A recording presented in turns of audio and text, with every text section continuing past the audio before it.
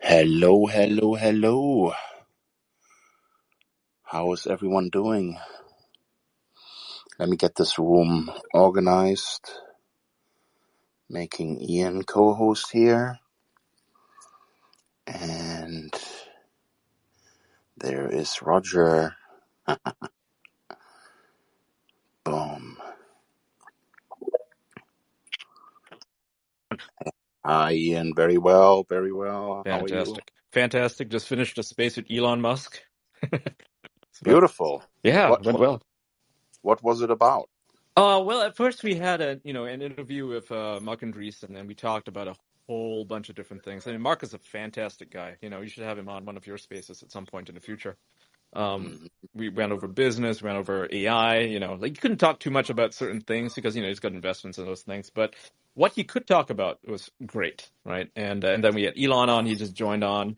And, we just shot the shit, I would say. Yeah, asked a few questions about the AI. Well, not really AI, but like the algorithms with Twitter. Yeah, Oh, okay. yeah.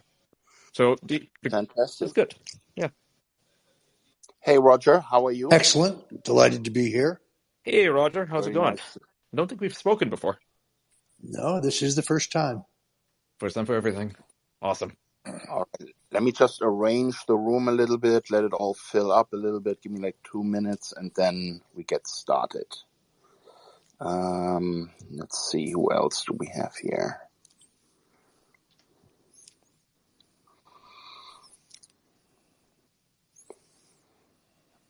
Okay, I'm almost ready. Ian, if you see anyone that you want to move up, be my guest. No worries. I let you do Absolutely. most of the hosting because Yeah. I'm going to start this thing by just running some questions by Roger, and when I'm done with that, then I would like to, open the floor and let everyone chime in. But in the meantime, try and be civil, try not to interrupt, because there are a couple of things that I would like to talk with Roger about first. Yeah, so I'll be the janitor. I'll be the janitor in this one. Yeah, fantastic. All right. Well, Roger, should we dive right into it? Fire away. So first of all, welcome back to Twitter. How does it feel to be back? What a long, strange trip it's been. As I think most of you know, I was banned for life in 2017. I was a pioneer in that regard. Twitter never actually told me which of my offensive tweets they found offensive. But I had a large and vibrant following. In those days, Twitter was actually fun. You had repartee. Obviously, you had some trash talk, but there was a lot of back and forth, and it was entertaining. It was fun. It was educational. But then, obviously, because I am a Trump supporter, because I question certain news narratives, because I would push back on specific issues and topics, I was banned for life. At the time I was banned, I think I had about 890,000 followers. That's a guess, of course, because I was locked out of the account and couldn't even see it. And so has your account been restored with all your previous followers intact or not? No, when the account was restored, it had, I'm going to guess, around 125,000, maybe a slightly larger. It has grown to be more than 300,000 last time I looked. I urge people to follow me. Prior to being reinstated, somebody had posted a profile under real Roger Stone, who was definitely not me. They copied my picture and my profile from another social media platform.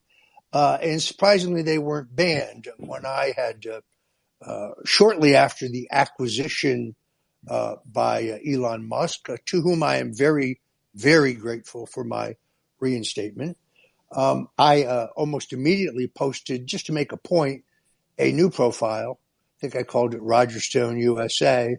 It was banned within an hour. It was suspended. I didn't really think that it wouldn't be suspended. I just wanted to make a point.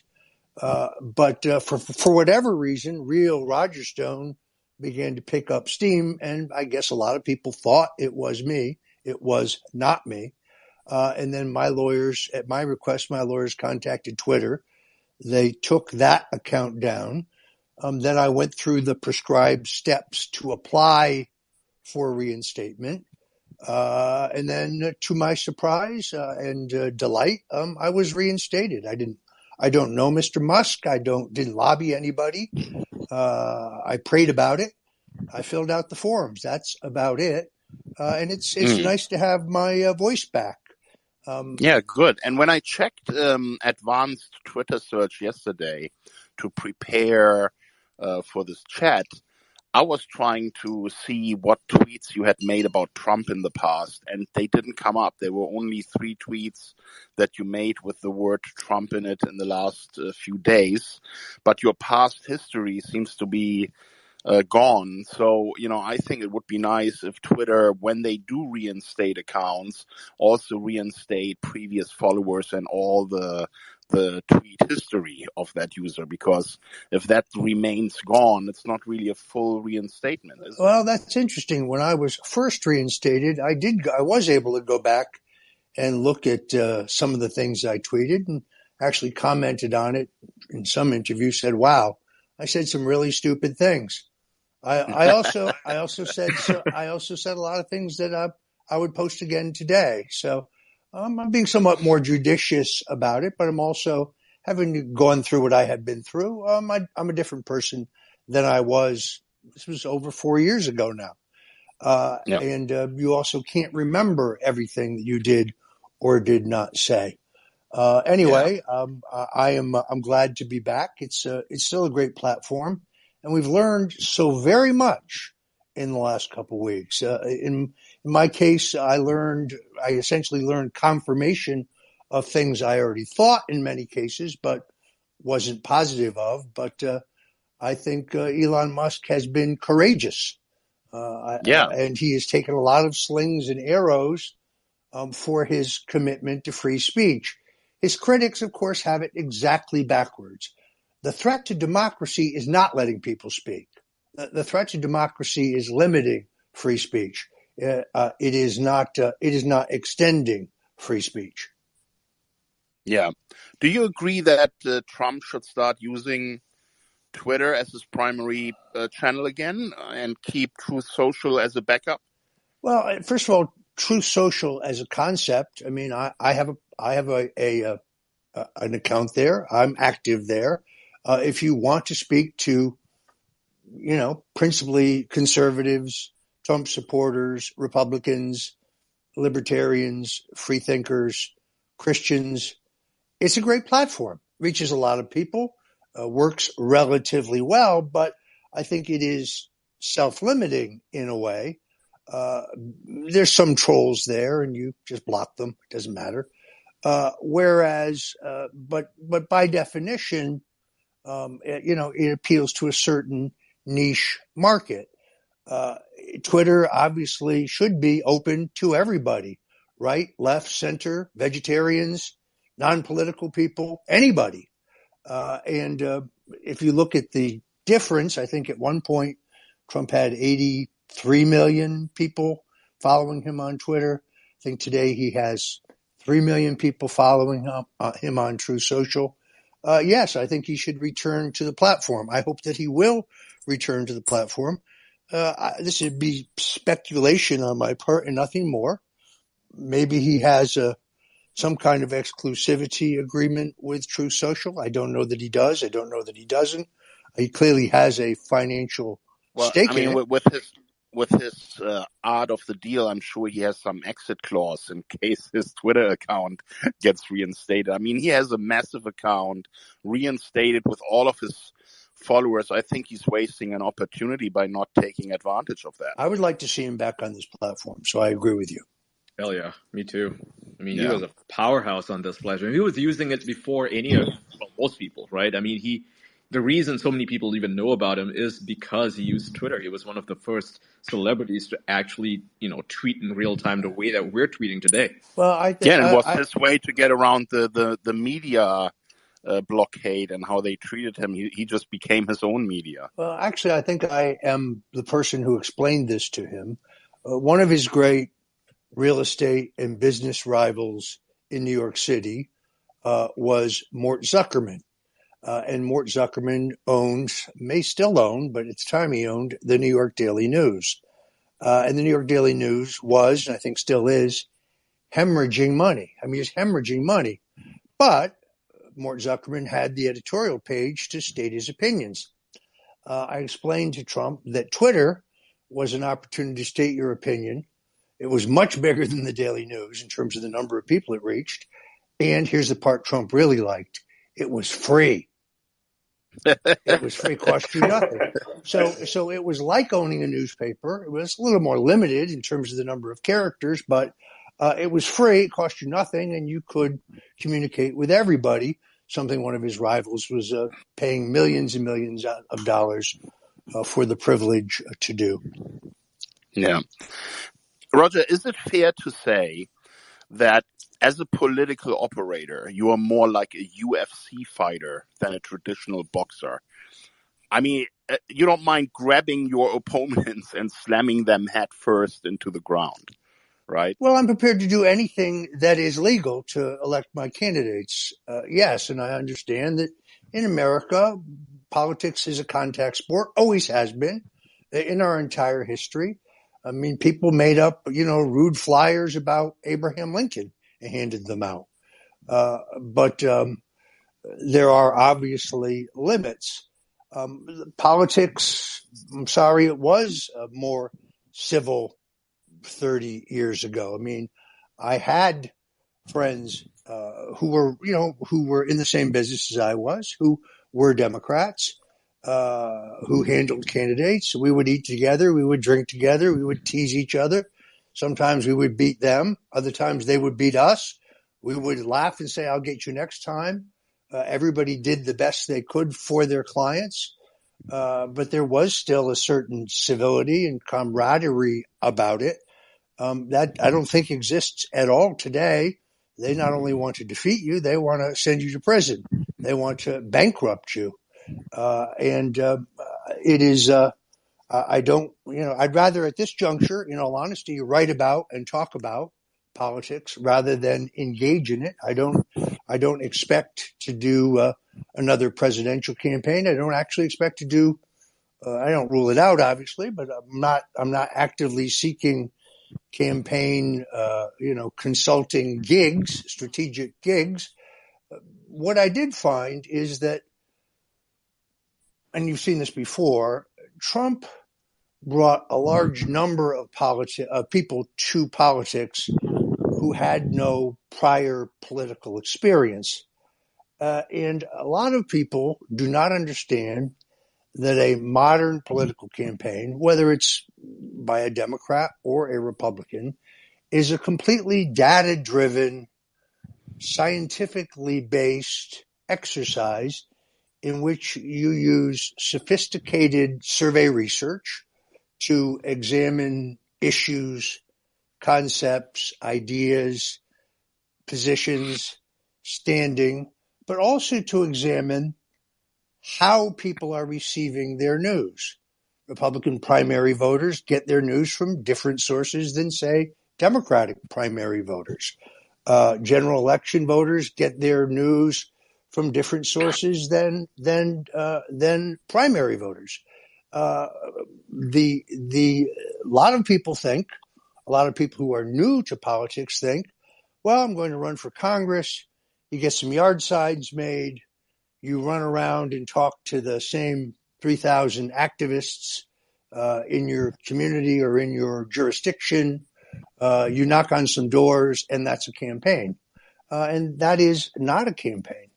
So particularly with the advent of digital advertising, with the maturity of the internet, running a campaign for public office at the statewide level, at the congressional level, has become a much more complicated, much more expensive, in some regards, much more expensive endeavor. On the other hand, prior to the advent of the internet, the single most efficient way to reach voters was network or network affiliate television, which was extraordinarily expensive.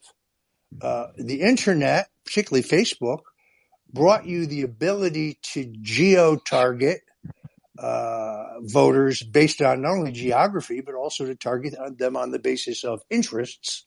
And therefore you could reach the age bracket or the geography or specific sets of voters. So in many ways, Facebook, particularly, but also all digital advertising, democratized the process with a small d, and made it much, much more affordable. Therefore, if you were running for Congress in Long Island and you couldn't afford New York City television, or if you were running for Congress in the suburbs of Los Angeles, you certainly couldn't afford Los Angeles television rates. So in a way, the internet made campaigns more efficient, and to an extent, they made them more affordable. Also, Yeah. I watched Go ahead. a documentary about the Facebook data and how it had been used in Donald Trump's first presidential election. I mean, there was, of course, quite a bit of criticism how the data has been used.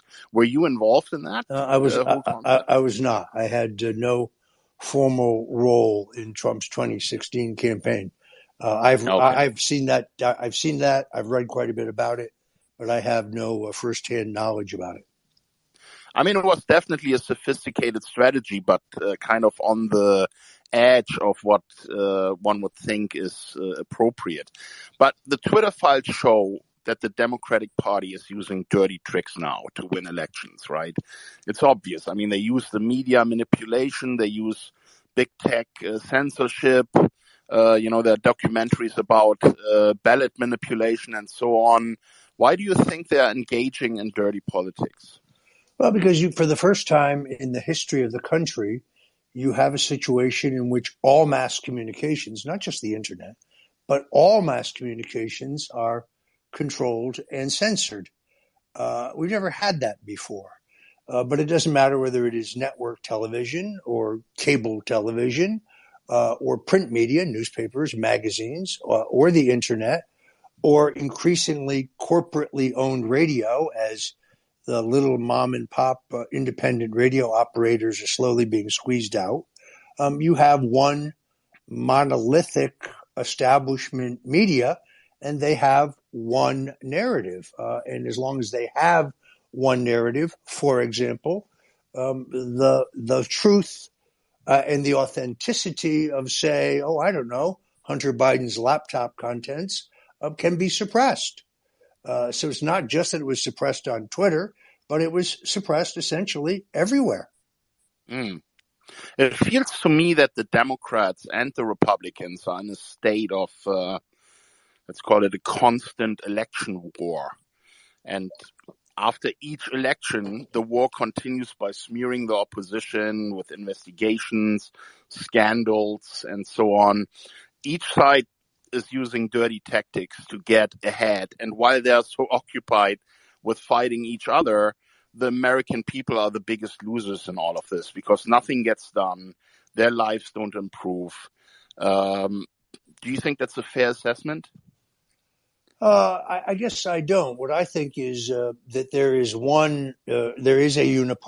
The real division in American politics is the insiders and the outsiders. That the Republican-Democrat divide is kind of a Hegelian device. Look, this is speaking to someone who is a former young Republican national chairman who grew up in the Republican Party of Goldwater and Reagan, and have great affection for the party as an institution, as the conservative party. But the truth is, there's one party, it's the establishment party, Somebody like Donald Trump comes along. He is a threat to that duopoly that has very cozy arrangements in Washington, and who has presided over the decline of the country. Take, for example, the fact that both parties overwhelmingly support sending $100 billion to Ukraine. That's not a partisan issue, and that's a bipartisan decision. I don't think it reflects. When it comes to wars, the Uni Party, as you call it, always agrees to that type of spending because obviously the military-industrial complex has politicians on both sides. And when you look at the voting patterns, it's quite obvious that when it comes to never-ending wars, both parties are always in agreement. Seems like it needs some change, right? Someone like Harmeet Dillon, someone who represents populism in the party versus someone who just listens to lobbyists. I think that would make a change. I mean, what do you think, Roger? I listened to that Twitter space last night in which she spoke, and I was very, very impressed. I was extraordinarily impressed. I don't know her. I have respected her based on what I've read and seen, but it was limited. But I was very impressed with her last night. I do think, again, the Republican National Committee upcoming election is very much an inside game. You have 163 votes when you include the votes of representatives from the territories. There's a chairperson and a national committee man and committee woman from each state. The committee men and the committee women are chosen differently in each state. Some places they're elected by the state committee. Some places they're elected by a state convention. It's not the same in every state, but they are politicians. They have a long-term interest in their own survival. It is very rare, and she hit upon this and it was quite impressive. It's very rare that they hear from anybody at the grassroots. If you look at the average National Committee person, in many cases, probably most cases, they've been there for a long time. People do not rotate in and out of these positions. And they are still subject at some level under each different state party to the will of the voters, the will of the party members. And I would like to see her succeed. I think that the entire Republican National Committee has become too cozy, and there's too much focus on making money and not enough focus on winning elections. Her idea to take it out of D.C. looks interesting to me, just to spread it out across the country a bit more. I think that sounded like a good idea. Well, look, if I were a major donor to the party, I'd like to see an audit of where the money's gone, both soft money and hard money. I'd like to see. I mean, they raised millions and millions and millions of dollars. If I were a major donor, even if I were a minor donor, I'd like to know where that money's going. That would be a very good start. And then secondarily, the party has developed, very sophisticated voter and donor databases. I'd like to know who owns that data. Is that data owned by the Republican National Committee? Is that data owned by a private company outside the Republican National Committee? These are things that I'd like to know that I don't know the answer to. Yeah. I think she would get to the bottom of all that. So I want to go back to the state of election wars. You said 30 years ago things were different. It wasn't as bad as it is now. I look back at the 2000 election, and the Democrats were quite loud about that and saying that it was stolen from them. If I remember correctly, in the 2000 presidential election, George W. Bush won against Al Gore by 537 votes in the Florida recount. And knowing your history, this has Roger Stone written all over it. Can you confirm that the efforts in Florida had your fingerprints? Were you involved in that at all? This has been publicly reported. Yes, I was definitely involved. I mean, in all honesty, Al Gore and his handlers made one fundamental mistake, which was they should have asked for a recount of every county. Had they done that in that canvass, I think there was a greater probability that they would have pulled ahead.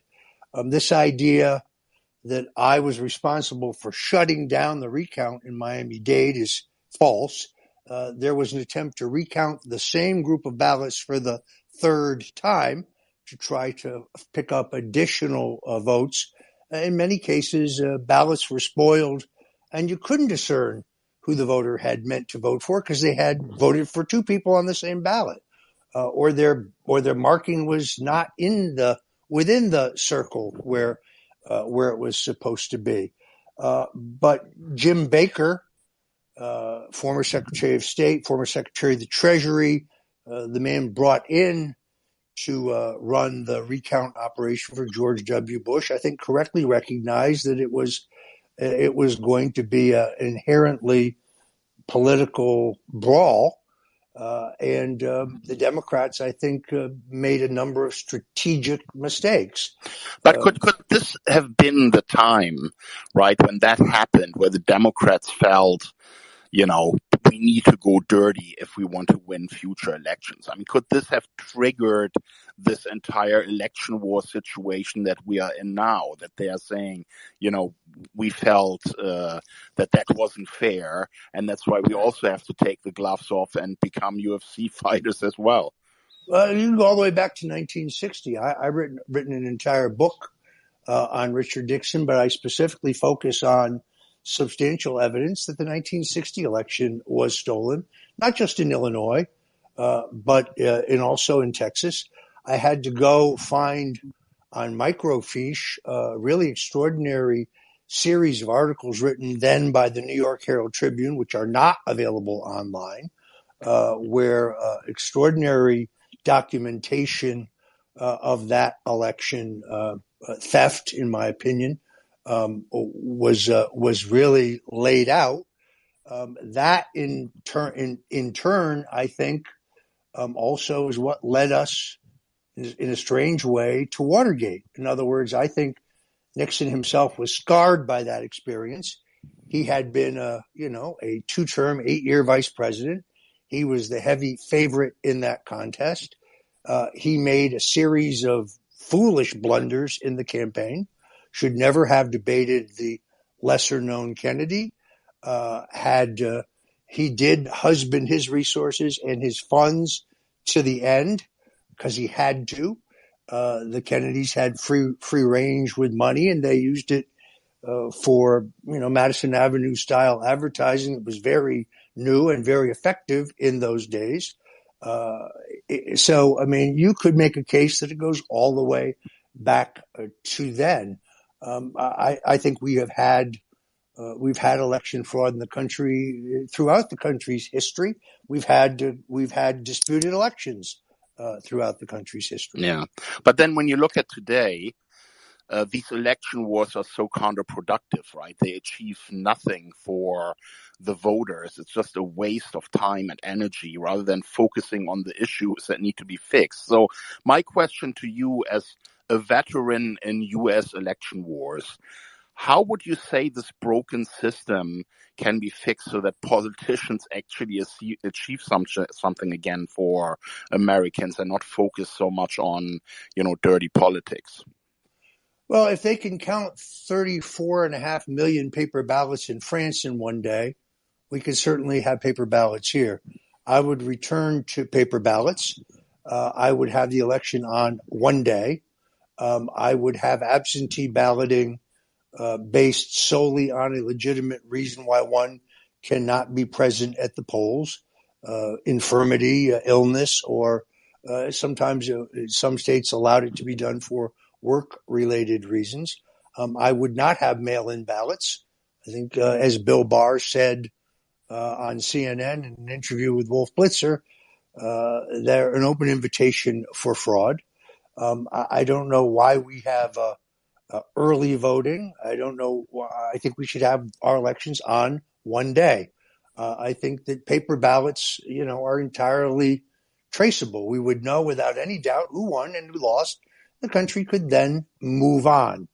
I think all of those things that I just outlined are highly unlikely to happen.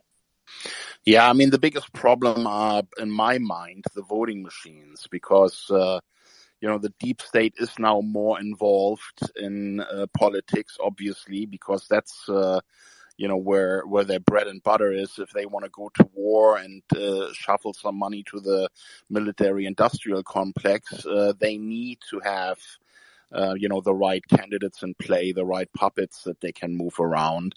So, voting machines to me always looked like a terrible idea because the deep state can manipulate every mobile phone to turn it into an open mic and has backdoors in every PC software imaginable. What makes anyone think that they can't do that with voting machines?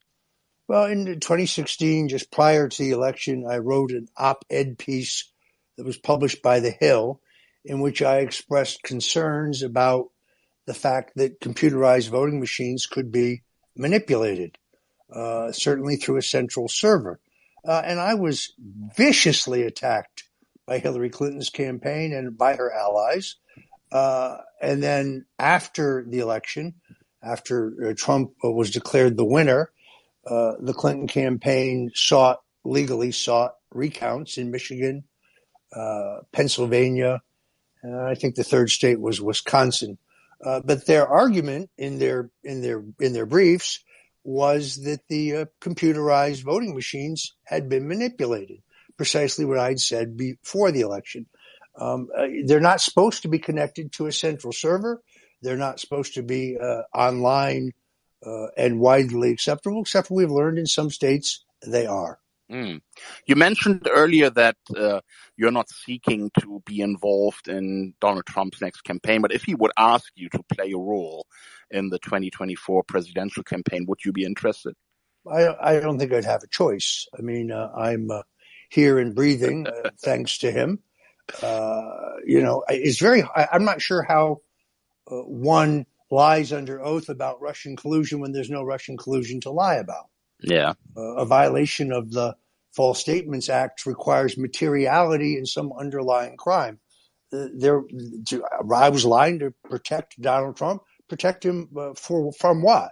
They never found any evidence of Russian collusion. The idea that I was a go-between for WikiLeaks was not proven at my trial. No evidence to that effect was presented.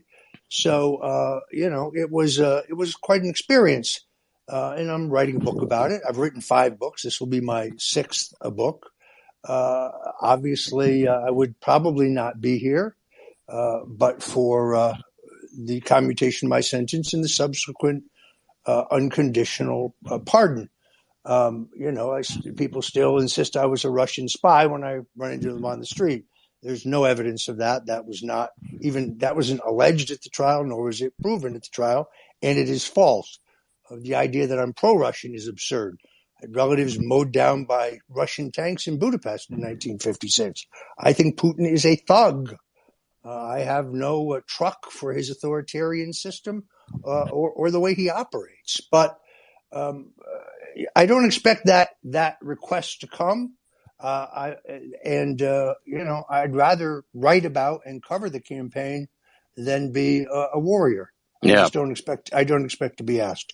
So here's one thing that I wanted to ask you, because, you're so deep into politics in the U.S. I would like to have an honest discussion about the financial state of the United States and the limited financial abilities any future U.S. president will have, right?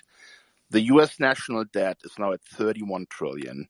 U.S. total debt is at $93 trillion, and U.S. unfunded liabilities are at $173 trillion. All of this combined is more debt than all U.S. assets combined. I mean, everything that everyone owns in America, right? So the U.S. government had a surplus for only 4 years in the last 52 years. And the combined amount of that surplus is $660 billion. That's not even enough to pay 1 year of interest payments on all the current debt. What are your thoughts on that? Where is the U.S. heading? I just assume that they print money as they need it. I mean, the idea that we are giving $100 billion to Ukraine, for example, I'm not clear on where that money comes from. Which budget line item are we taking that from? Or are they just printing it and sending it? I don't look, I'm not a financial expert and don't claim to be one, but I don't ultimately see how that kind of debt is sustainable in the long term. Well, I mean, that is what the U.S. government has done over the last 10 years. It printed endless amounts, trillions upon trillions of dollars. That's why we have inflation right now. That's why the whole world has inflation right now, because the U.S. is doing that on the backs of other countries, because it controls the world currency, the U.S. dollar, right?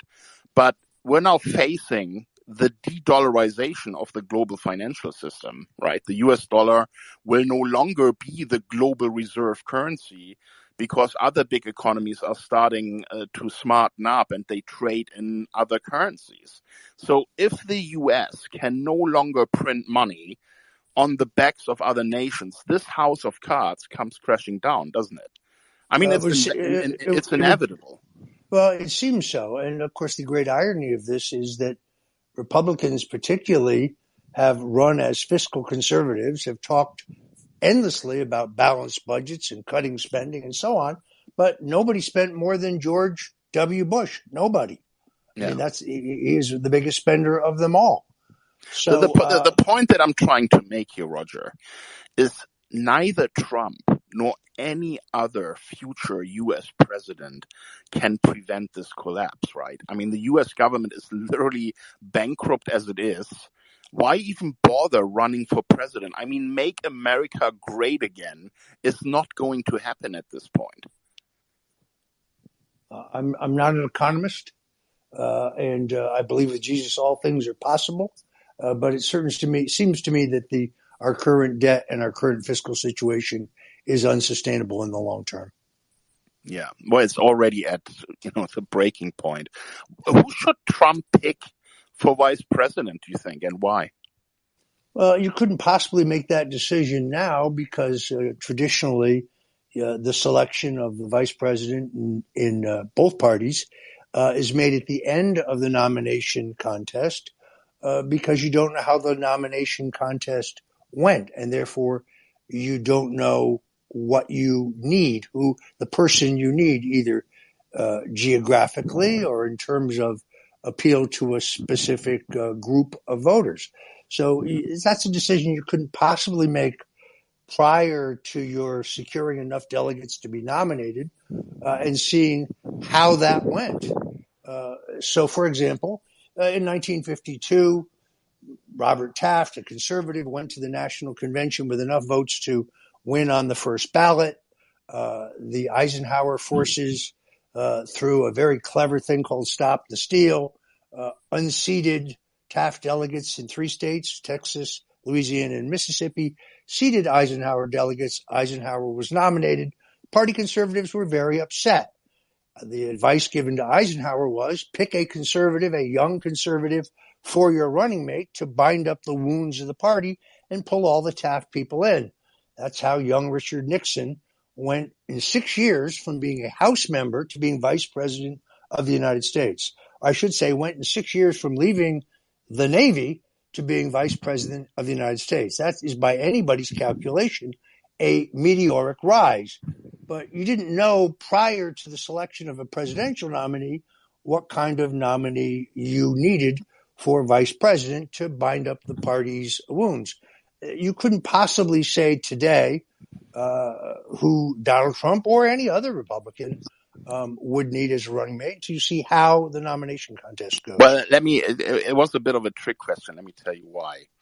I think that Don Jr. needs to run as a backup candidate, because if Donald Trump wins the nomination, I think there's a real risk that the deep state will try and JFK him, because he now knows all the tricks of the deep state. He has had such a steep learning curve with all the roadblocks that they put him into his way last time.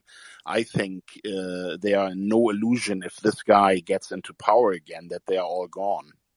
Well, but remember that the Electoral College doesn't prohibit, but essentially would penalize a party ticket where both candidates for president and vice president are from the same state. So, for example, if and many people move him to Florida. You can help him. I think they do both live in Florida. That's precisely the point. Oh, really? Oh no. Yes, I thought Junior is in New York. I think he is now a Florida resident. I think he lives in Jupiter. Yeah, he moved. He moved to Jupiter. Yep. Okay. And who wants to move to a high tax state? I mean, who wants to pay New York State or New Jersey state income taxes when Florida has no income tax? But do you see where I'm coming from? I mean, it would be a life insurance for Donald Trump, right? If his son would also become run in the for nomination, then if they axe him, his son would probably become the hero of the Republicans and take over. So they can't really stop a Trump from coming into the White House, and it may deter them from trying to take any action against Donald Trump. It's a novel idea, but a Trump ticket poses a number of other issues. I mean, look, I do think he has to choose someone who is committed to his agenda, who is not part of the wing of the party that he has to defeat in order to be nominated. He has to pick somebody who can inspire and who can do the job. We don't know who that person is yet. Many people thought, myself included, that person might be Kari Lake. But she most likely needed the perch of the Arizona governorship and 2 years under her belt as governor, some public record to be a strong vice presidential candidate. Just in terms of raw talent, she is the most talented candidate I've seen since Ronald Reagan, who was extraordinarily talented as a candidate. Unfortunately, while they have filed a very, very compelling and detailed lawsuit, I don't know that she will win that lawsuit. Yeah. I pray that she does, but I just don't know. Well, let's talk about the deep state candidate, Mike Pompeo, for a second. He will obviously get the support from the CIA, the military-industrial complex, their vast media assets that the deep state controls are all going to blow the horn. I think we need to choose Alex as vice president. I'd vote for him. Trump Alex, that's the ideal candidacy. Hello, I'm not old enough. Yeah. But is that something you're concerned about, that Pompeo is just coming in there and getting all these deep state assets to assist him? There's a terrific piece in Yahoo that details how Mike Pompeo, a CIA director, who I think most people know, initially said that Julian Assange was a foreign state actor. In other words, a hostile, non-state intelligence agency, right? Which I don't think there's any. Which I don't think there's any proof of. In fact, I don't think it's true, and therefore he laid the whole predicate for the Russian collusion hoax. He talks a great game. In other words, he knows how to sound like an America First candidate. He also recognizes the former president's great susceptibility to flattery. But I also think that he lacks the skills and the charisma and the geographical positioning to be a strong candidate. I don't see. Every poll has him in single digits. He's lost a lot of weight. He looked healthier before he lost weight. Well, he had an operation. Well, I think any person who is essentially a Fed has disqualified themselves from being a candidate for office. I mean, that's essentially what Pompeo is. I mean, if Trump needs a nickname, like he gives everyone a nickname he's running against, Deep State Mike would be my recommendation. I think that he's going to have a very hard time launching a viable candidacy. Yeah. Well, let's just hope It's that very Trump entertaining, but I will not agree end up it'd with be a him total as. failure. Let's just hope that Trump will not end up with him as vice president, because then we'll have a LBJ situation all over again. I think it is unlikely because I can't see any crucial constituency that Mike Pompeo would bring the ticket. Yeah. Except the FBI. He'd probably get 100% of the Feds. FBI and the CIA vote, the deep state. So who do you think is going to be Trump's biggest challenger for the Republican nomination? Well, I think that's kind of self-evident. Governor DeSantis has got a large, important base. You can't get to 270 electoral votes without Florida. He has certainly now demonstrated his ability to raise the necessary money to launch a candidacy. I've been pretty vocal. I've written extensively about the fact that that Trump is solely responsible for the rise of DeSantis. DeSantis was a relatively unknown backbench congressman whose gubernatorial candidacy was in single digits, who's having fundraising issues. The Republican establishment in Florida had settled on the state agriculture commissioner, who had the endorsement of all 67 Republican county chairmen, every single elected Republican in the majority in both houses of the state legislature, and I think every member of the Republican congressional delegation, with the exception of Matt Gaetz. DeSantis' rise is completely attributable to a tweeted endorsement from Donald Trump, and his campaign literally took off like a rocket. Then in the general election, DeSantis was not a strong candidate because as a congressman, he was more familiar with federal issues. He was not as familiar with state issues. He was essentially learning on the run. Trump appeared in Florida twice in the final 2 weeks to help drag DeSantis across the finish line. So I see the fact that he seems poised to challenge Trump as a personal act of betrayal, as an act of treachery, but this is politics. As I think Harry Truman said, if you want loyalty, get a dog. Yeah. And DeSantis will be formidable. Where DeSantis stands on the war in Ukraine will be interesting. Whether, given the great base of his donors, he is prepared to be as tough on China as Trump was as president remains to be seen.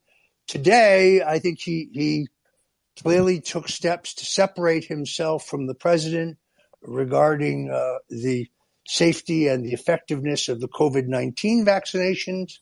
My instinct tells me that is a good political move. I haven't, on the other hand, seen any polling or any, actual data on it, so it would be speculation. But clearly, he is moving in that direction. I think now, but there's another entire question here. First of all, I'm going to take the same position as Alex Bruesewitz. I am not turning my back on Trump. Trump changed the party. We went from the party of the wealthy elite to being the working class party. We went to being the party of economic prosperity. And Trump, I think, allowed us to reach certain voters that John McCain and Mitt Romney could not reach. It's why he won. So I'm a Trump supporter, and I'm not going to change my view.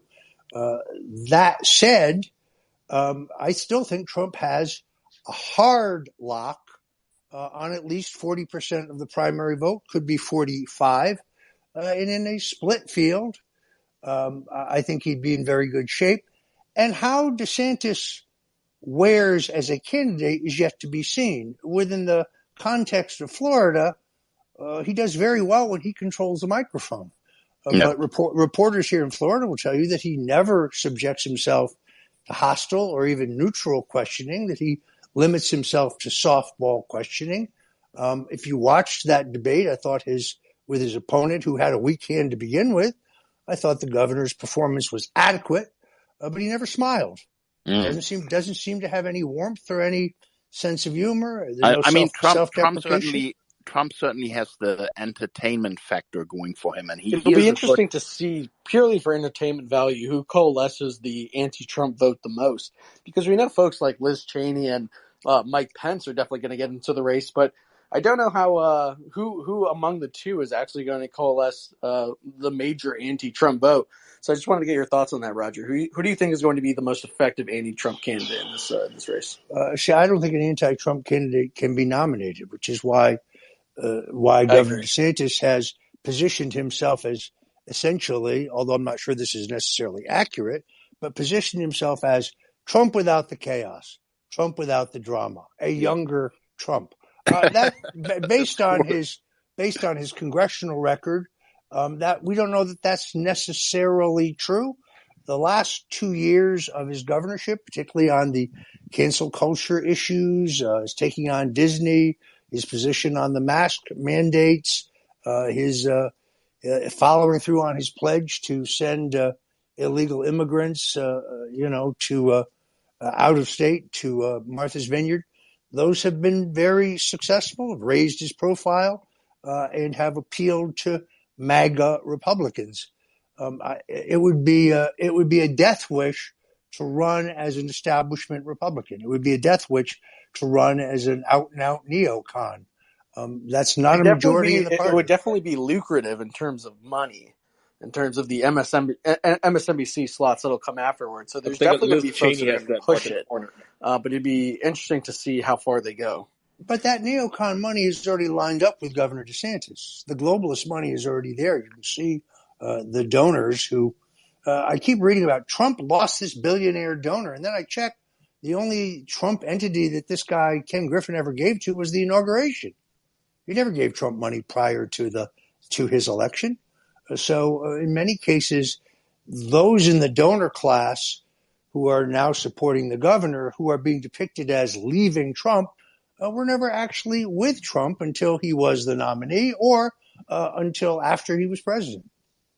Do you think that mainstream coverage affects Republican candidates at all? Like, if Trump is more hated than DeSantis, for example, by how do you think the party is going to interpret those obviously losing anti-Trump votes? I know you definitely have a great pulse on social media.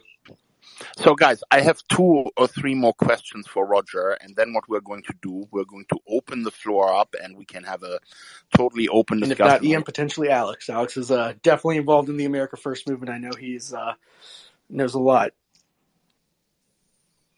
All right. I don't know if you can hear me. Can you guys hear me? Yes. Yes. So I just have 2, 3 more questions for Roger, and then I want to open it up for everyone. What makes you think, Roger, that Trump is not going to make the same mistakes he made when he became president? Let me just elaborate. So poor appointments of, All right. Well, it looks like we don't have them right now. But Roger, what you're saying is very, it's definitely interesting. Okay. I don't think he can hear me, so I've muted everyone. I'll just continue with the question. And then, Roger, when you answer, just unmute yourself because I've just muted everybody. I think he can't hear me. So what makes you think that Trump will not make the same mistakes he made after he became president? And I want to elaborate on that. He made some poor appointments that backstabbed him. Unelected deep state officials stopped him at every turn without consequence. His constant narcissistic tendencies, which I think became quite counterproductive.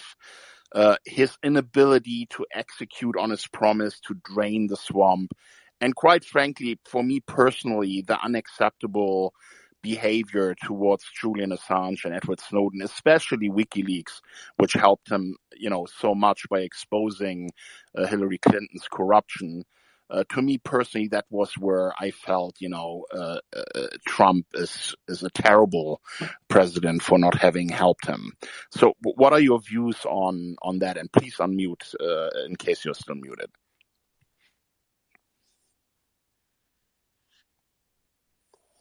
Roger, on the bottom left, you have the microphone, and if you press it, it should unmute you.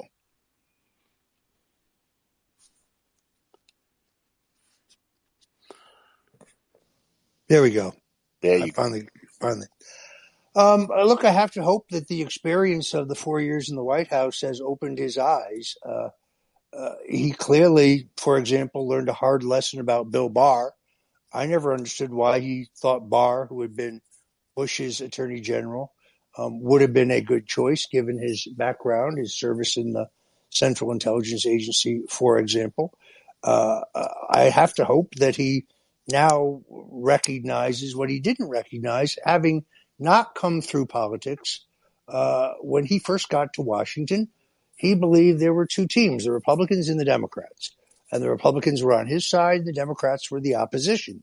And therefore, and he thought all Republicans, as they had under Reagan, by the way, for example, who was also an outsider, would all be pulling in the same direction. I don't think he realized that the real divide in Washington was not between Republicans and Democrats, but between establishment insiders and an outsider, and that his mere presence and his policies, for example, that he would cancel the Iranian arms deal, or that he would pull us out of the Paris Climate Accords, just to name two examples, would fly in the face of the two-party duopoly had already decided to do these things.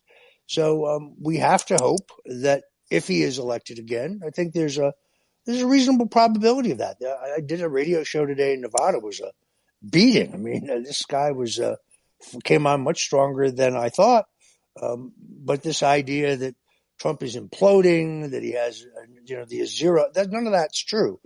I think there is a path for him to both the nomination and to reelection because the Democrats did not take the Senate and only narrowly took the House. It does not appear to me like there's going to be a reverse in our current economic policies. Our economy could look like the American economy in 1933 by the time we get to the 2024 election.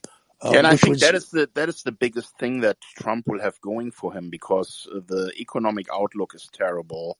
Inflation is only going to go up. The cost of living crisis, everything gets more expensive, and we're still expecting, according to a lot of wise economists, a major crash in the markets that has been prevented so far, but only with measures of money printing and quantitative easing. So Trump may find himself in the election year in a situation of economic disaster, which would probably give him the best chance to win the election. But then, what voters may not understand is it doesn't matter who they elect in the next presidential election. No one can fix the problems because they're so deep and impossible to cure. My last question to you, and then I will open up the floor. You have a lot of insider knowledge. You are very well connected in and around Trump. Who do you think was behind the plot to assassinate Julian Assange? Was it Trump or Pompeo? Where did this come from? I think it comes out of the Central Intelligence Agency. I think it is most likely the brainchild of John Brennan. I think it is obviously moved forward if you believe that Yahoo piece promulgated and put forward by Mike Pompeo. I've never had the opportunity to discuss Assange or WikiLeaks with Donald Trump on any occasion. I know some people may find that impossible to believe, but it is the truth. And there was never any evidence to the contrary. But I think it comes out of the intelligence agencies. And Assange's sin is he exposes the massive corruption of the system. I mean, look, a lot of liberals thought Julian Assange was terrific when it was the Bush administration he was embarrassing. It was only when he began exposing the corruption of the Clintons that he became, a villain. I hear you're not opposed to him gaining his freedom. I wrote several op-eds advocating a pardon for him 4 years ago. Fantastic. I think that he should be released. He's a journalist. And if I were a journalist, I would look at his treatment with great trepidation, because if it can happen to him, then it can happen to a reporter for the New York Times. He is a journalist. There's never been any proof that he is a Russian agent. The intelligence agencies can repeat that over and over again, but I've still seen no proof of it, and I don't believe it's true. Yeah. Last thing, you once told me many years ago when we were chatting over Twitter DM, that you think the U.S. case against me is a deep state case. Can you elaborate on that? I'm going to take a dive here because, in all honesty, I don't remember the case against you, and I don't remember what it was they were attempting to charge you with. I have viewed you as a truth teller. I have followed you, although not on Twitter for obvious reasons. But I honestly don't recall. Yeah, that's okay. It was a long time ago. All right, but then let's open this up for everyone. We're going to move speakers up. People, raise your hands if you have questions for Roger Stone, and let's keep this thing flowing. Hey, Roger, Grant Cardone. Thanks for being here tonight. Appreciate it. Great room, Kim. Good on putting this together. You made a comment, Roger, that the raising money is now more important than winning elections. Can you go deeper on that? Well, I think that the Republican National Committee in its fundraising apparatus has been very, very, very lucrative for certain selected consultants. And I think that, sadly, that they care more about making money than they do about actually winning elections. But we don't know because we've never seen an audit, and we don't know how the party's money is being sent, and we don't know what the fee structure is. I do know if you're a Republican candidate for Congress, and you don't use WinRed, a specific company, to do your payment processing, and you don't use WinRed, a specific company, to acquire voter data from, that you get no financial assistance from the party. So I'm in favor of full disclosure, but the Republican National Committee has been very, very, very lucrative to a small set of consultants. What percentage of the dollars raised, if you were going to guess, not that you know, do you think are just completely wasted with consultant agreements and theft? Well, you have both hard money and soft money.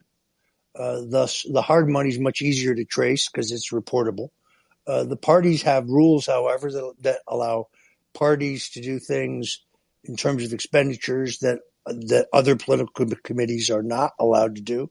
I have no idea other than to say that, I think that in the 2020 cycle, consultants walked out of the Republican National Committee with far more than $50 million worth of fees. Wow. And then the next question is, how much do you think COVID had to do with the destruction of Trump not being reelected?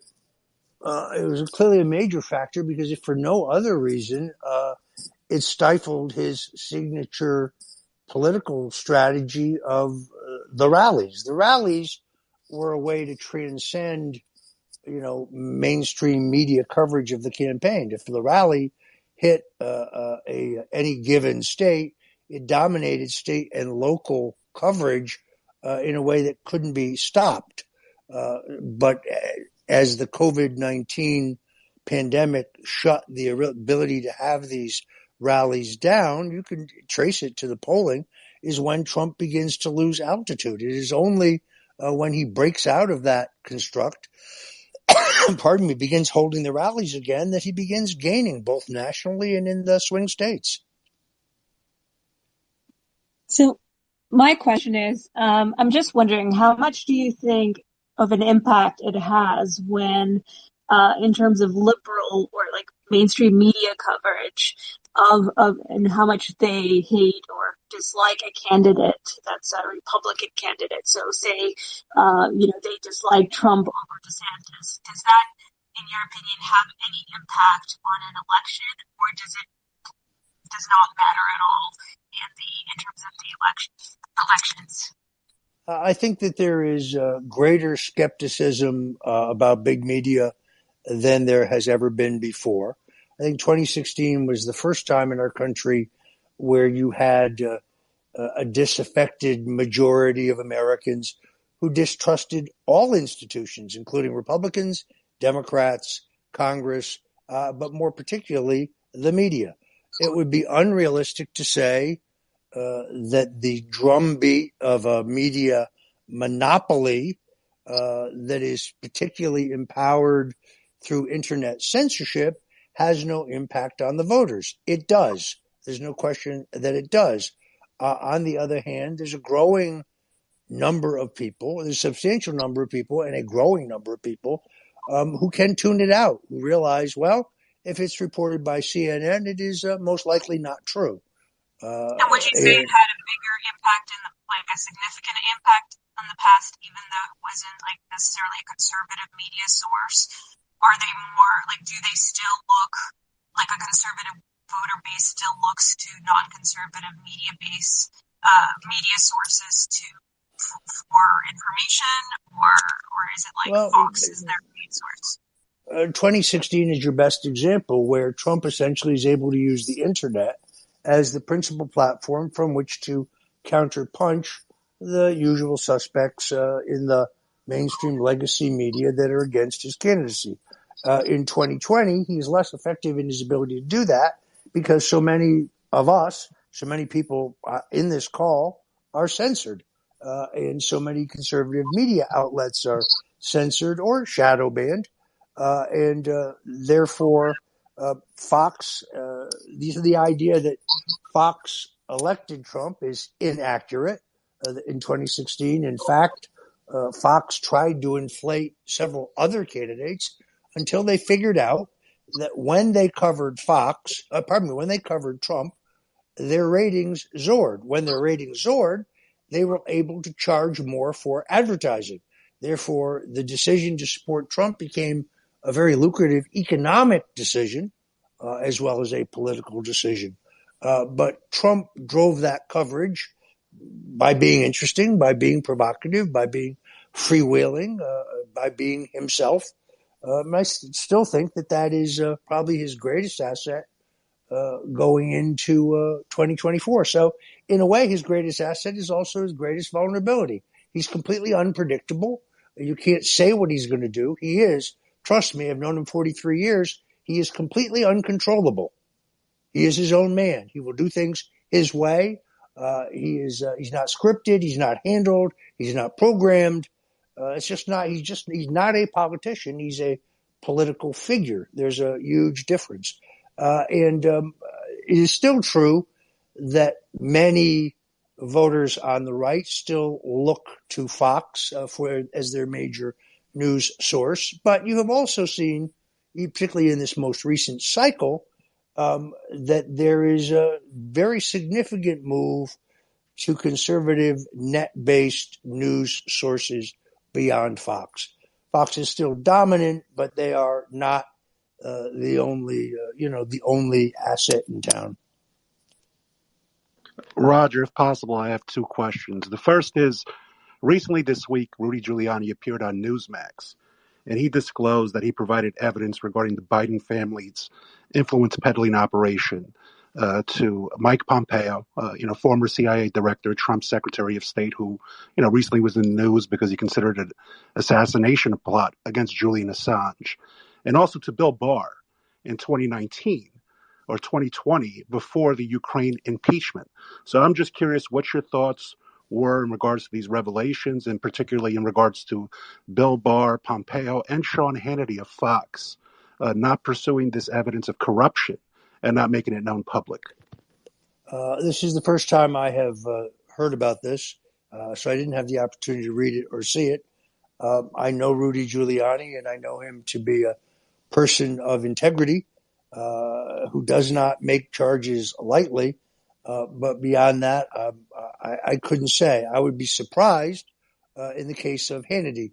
The other two, that doesn't really surprise me. I think both Bill Barr and Mike Pompeo they're both neocons. They're both part of the permanent political establishment. Look at their histories. And that does not surprise me whatsoever. My second question was, it was recently reported today that Gary Gensler, who has connections to FTX and is a chair of the SEC and was also the CFO for Hillary Clinton's 2016 campaign, hid from his public schedule meetings with George Soros, Hillary Clinton, and other individuals. And I was just curious, through your interactions with the political community, what your take is on Gary Gensler and these connections. It seems to me there's a couple different pieces up at stonezone.com, which is my website. If you're not subscribing there, you should. stonezone.com. It's free. We would welcome you to do so. There's a couple different pieces there about the FTX scandal and Gensler's knowledge of some of these players and interaction with some of them. I wouldn't find anything you say at all surprising.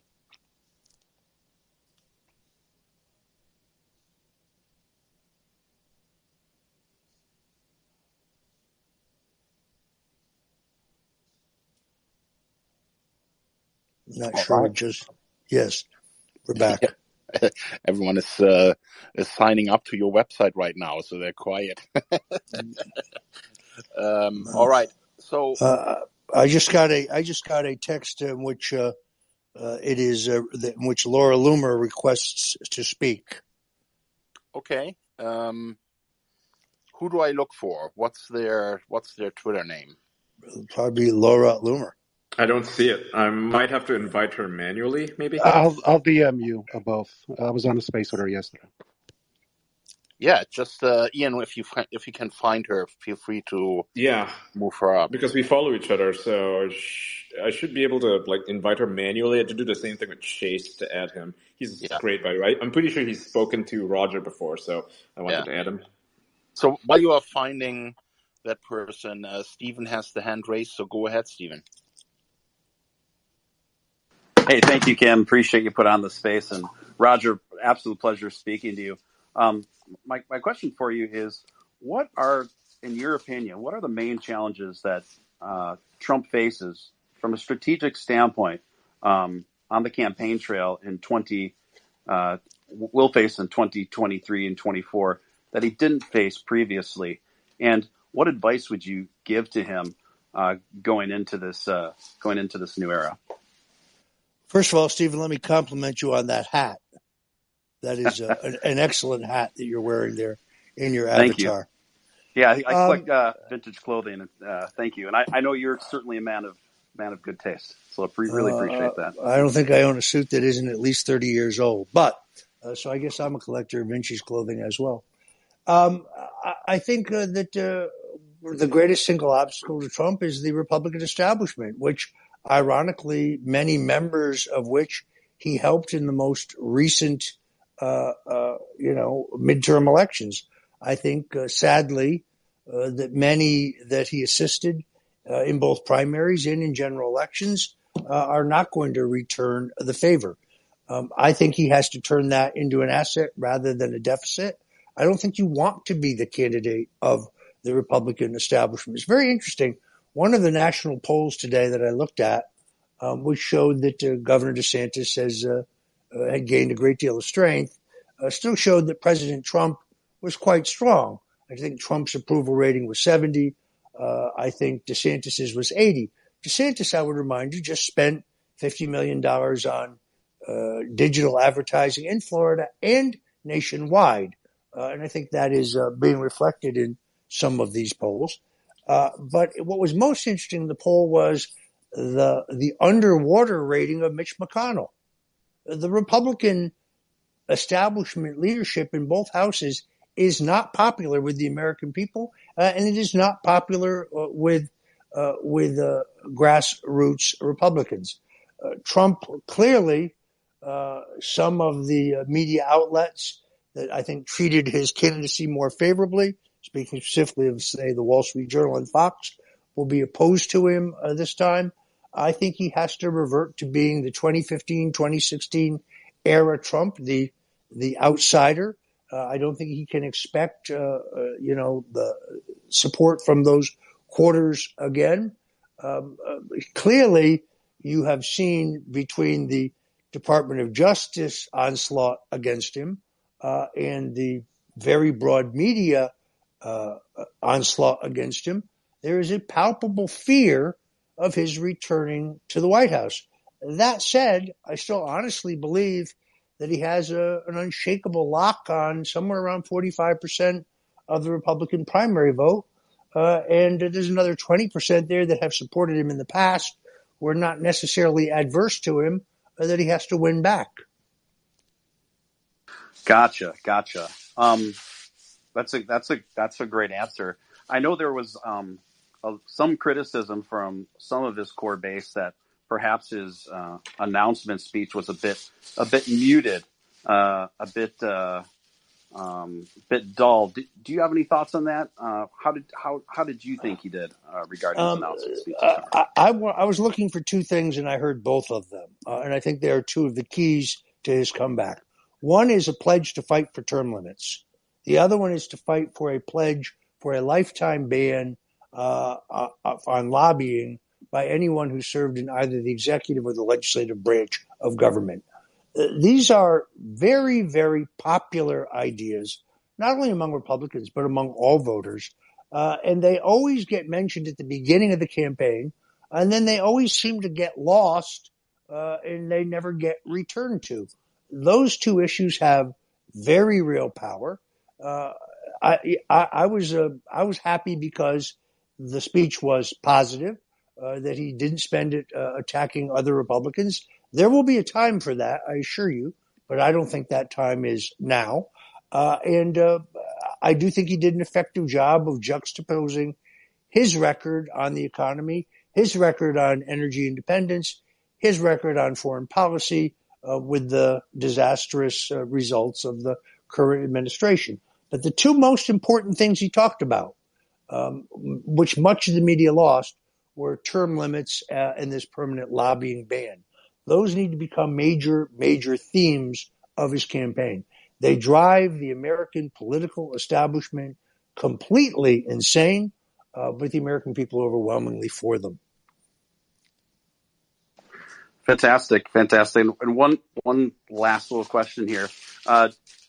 It seems to me that the border crisis obviously has been spinning wildly out of control since Trump hasn't been in the White House, and the GOP has done very little to nothing to even signal that they're trying to do anything to get it under control. That has been my observation. I still think immigration should be a very hot issue for all voters going into 2024. What do you think about that? Do you think Trump should run on completing the wall and even beefing up border security even more? Do you think that's going to be as hot of an issue going into the next race? Well, it already is because the way it translates is as a crime issue and a drug epidemic issue. We have a crime epidemic and a drug epidemic in this country. It is caused by illegal immigration. And if you seal the wall, if you seal our border, then you would see a drop in the flow of fentanyl into the country. And you'd also see a resultant drop in crime. So it is already front and center as an issue. And it has to be a signature issue in the next campaign. Fantastic. Roger, thank you, Roger. I had one question because you see this dichotomy now that you see corporate legacy media, establishment Republicans and rhinos pushing in regards to the DeSantis-Trump split. And I'm curious. I mean, we know Ken Griffin of Citadel and Paul Tudor Jones of Robinhood, who were responsible for the AMC GameStop shorts, are backing him. And you saw a lot of establishment rhino money flow into DeSantis in a non-competitive race, basically helping to build him a coffer for a presidential run. I'm just curious what your take is. We've seen the media immediately try to smear and blame Trump for the midterms instead of focusing attention on the three leaders of the party, McConnell, McCarthy, and McDaniels.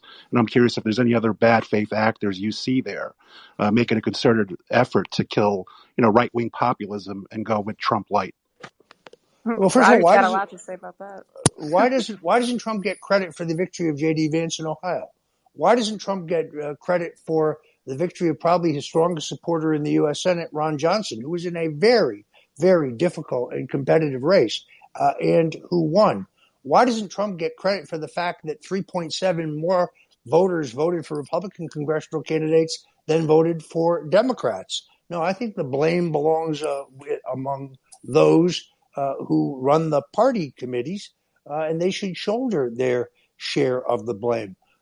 You have hit the nail on the head. What is Ron DeSantis? Where does he stand on Ukraine? Where does he stand on China? As a governor, he hasn't had to say. In the House, he voted as a neocon. A man is known by the people who surround you. When Paul Ryan and Ken Griffin and Paul Tudor Jones, who I believe is a Democrat actually, are beating the drum for your candidacy, that gives me great pause. I can't see in that huge catch of money that Governor DeSantis has raised, where are the big America First donors? I don't see them.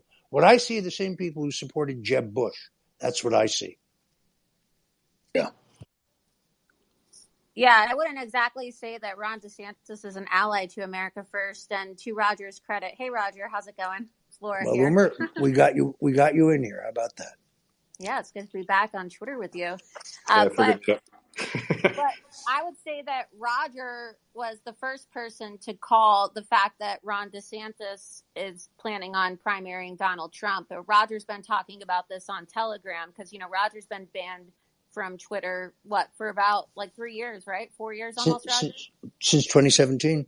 Yeah, just like me. So for the last 2 years, Roger's been talking on Telegram about how Ron DeSantis has been building out his presidential team. And I'll tell you, when I was running for Congress down in Palm Beach County, there were donors in Palm Beach who told me that they had already been requested to serve on Ron DeSantis's 2024 presidential finance committee.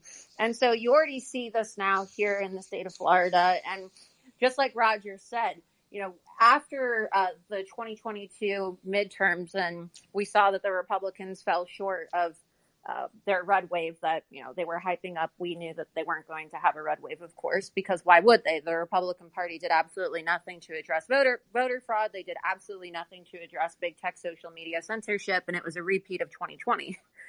Ron DeSantis, none of the candidates who he endorsed won their elections. And he was counter-signaling Donald Trump the entire time. And then what did the GOP do? They blamed Donald Trump for all of the midterm losses, and then they had the audacity, and Rupert Murdoch and all of his publications had the audacity to give Ron DeSantis credit for all of the GOP victories. And so, I think that Ron DeSantis is an enemy to America First. I think you would agree too, Roger, right? His endorsement of Joe O'Dea, who said that he wanted to see all of the January 6 prisoners locked up and prosecuted, and that he would vote against Donald Trump in 2024. Do you think that Ron DeSantis is an enemy to America First? I don't think he's an America First Republican. I think he is a neocon. He's done some things in the last 2 years of his governorship that I approve of, but now it appears, for example, that there's a deal afoot to restore Disney's special tax status. Let's wait, as Donald Trump would say, let's see what happens. This was a stunning news today that Governor DeSantis is asking the state Supreme Court to impanel a grand jury to investigate whether Floridians were misled about the effectiveness and the safety of the COVID-19 vaccination. That would be a giant break with Big Pharma. I predicted that this would not happen, to be honest with you. And therefore I find it surprising. And I think it's a significant development. But Laura is right. I think from the instant that he was elected governor, Ron DeSantis began planning a campaign for president. When I said this after the debates, anybody who watched the debate with Charlie Crist, where Crist, I think, he is a very supple fellow. You go from being, the most hard right, pro-life, pro-Second Amendment governor in the country to being for abortion on demand and gun confiscation. You go from saying Ronald Reagan's your favorite president to saying Barack Obama is your favorite president. That takes a pretty slippery politician. And he went into this debate with an extraordinarily weak hand. It's very difficult to be who he is. But even in that debate, he put the question to Ron DeSantis 3 separate times. Will you pledge, if reelected, to fulfill all 4 years of your term, or are you going to run off and run for president? And all the first time, Governor DeSantis, who had to be expecting this question, froze like a deer in the headlights. For a full 20 seconds, he just seems stunned. And then he gives a non-answer. He dodged the question 3 times. So those on social media who immediately attacked me for saying, DeSantis isn't running for president, he's not challenging Trump, why are you trying to divide us? You're making all this up. No, folks, he's running for president. Now, it's a free country. That's his prerogative. He is the flavor of the month way too early, in my opinion, to be, you might even argue that he's the front runner today, 2 years in advance. There's a spate of polls today across the country that show that he is pulled ahead of Trump. Although when you read the small print, you find that only when you add Republicans and independents together is he ahead. And when you get back down to those who say they're going to vote in the Republican primaries, Trump still leads. So there's a national media campaign to propel him into the position of front runner way, way, way too early, in my opinion. Well, and obviously, you're not afraid to talk about these things, and so I wanna kind of push the envelope. And you and I have had private conversations about this, but I do think it's necessary to talk about this. And now that I'm back on Twitter, I think more conservatives need to be asking this question. And it's why was Governor Ron DeSantis so quiet and so fickle in his response to the FBI raid on Mar-a-Lago? And do you think that Ron DeSantis had advanced knowledge about the raid on Mar-a-Lago? Because there was a lot of discussion. I know you and I had conversations about it, Roger, about whether or not Ron DeSantis could have actually prevented the raid at Mar-a-Lago. Governors could actually call in the National Guard and the state police. And you'll notice that Governor Ron DeSantis took hours to issue a statement, and he didn't even mention Donald Trump's name. He didn't mention Mar-a-Lago in his statement. He used the abbreviation MAL. And I think that it was a very weak and kind of embarrassing response from Governor Ron DeSantis that showed his contempt for Donald Trump. And that, for me, was one of the first signs that he was planning on stabbing Donald Trump in the back, along with his intentional, and I will say intentional, sabotage of the Florida big tech social media censorship bill, which was designed to fail. Because that's another thing, is we're talking about the Twitter files in this Twitter space here. It's important for people to know that Governor DeSantis made a promise that he was going to ban social media censorship in Florida, and yet he allowed for big tech to get away with committing illegal election interference. So he needs to be held accountable for that. And what's going to happen when Donald Trump runs in 2024? He's already filed, right? He's a deplatformed sitting United States president, and he's a Floridian. Hey, by the way, Roger, you will be happy to hear that on Space's dashboard, we are the #1 space on Twitter right now. So you're still relevant, even after years of absence from Twitter. Well, that is gratifying. Laura, I don't know that a governor can stop a federal action, to be honest with you. I do remember vaguely seeing the governor's statement in the wake of the raid at Mar-a-Lago. I think we would all be unrealistic to think that Governor DeSantis and his supporters don't hope that the Trump candidacy will be weighted down, perhaps even destroyed through some kind of indictment in connection with January 6th or these documents. I don't know that there's a legitimate case against the president. The document thing is a total mystery to me, and I think everyone else. We don't know what documents we're talking about. We do know that other past presidents have held on to documents, including classified documents, and there's been no legal penalty for that. But beyond that, I would not speculate, other than to say Ron DeSantis is running for president. Where does he stand on the war in Ukraine? Is he for the $100 billion that we have sent to Ukraine, or is he against it? And given where his money's coming from, would he be as tough on the Chinese as Trump was as president, and as Trump would be in the second term? He is breaking new ground on the COVID-19 vaccination. I saw your comments in an NBC piece today, Laura, where you said it's politically expedient. That may be true, but it is also, I think, politically pretty sound. Yeah, Roger, I it's want to. savvy. I would agree that it's savvy. Really quick, I'll let you speak. It's just I believe that it's savvy, but I think that it's calculated and strategic because if he's going to run against Donald Trump, he's going to be viewed as an ingrate. And let's be honest, Ron DeSantis is an ingrate. He owes his entire political career to Donald Trump, and the fact that he's going to try to run against the man he owes everything to shows that he is extremely ungrateful. So the But only thing that he I can don't. really attack Trump on is the vaccine, which is why he's trying to run to the right on Donald Trump on the vaccine. But that's it. I'll let you. With all due respect to my friend Laura Loomer, I don't think voters care about that. That is sadly voters. That's a political argument that he owes Trump. I don't think it has any impact with the voters. As I said, maybe before you joined us, Laura, as Harry Truman said, if you want loyalty, get a dog.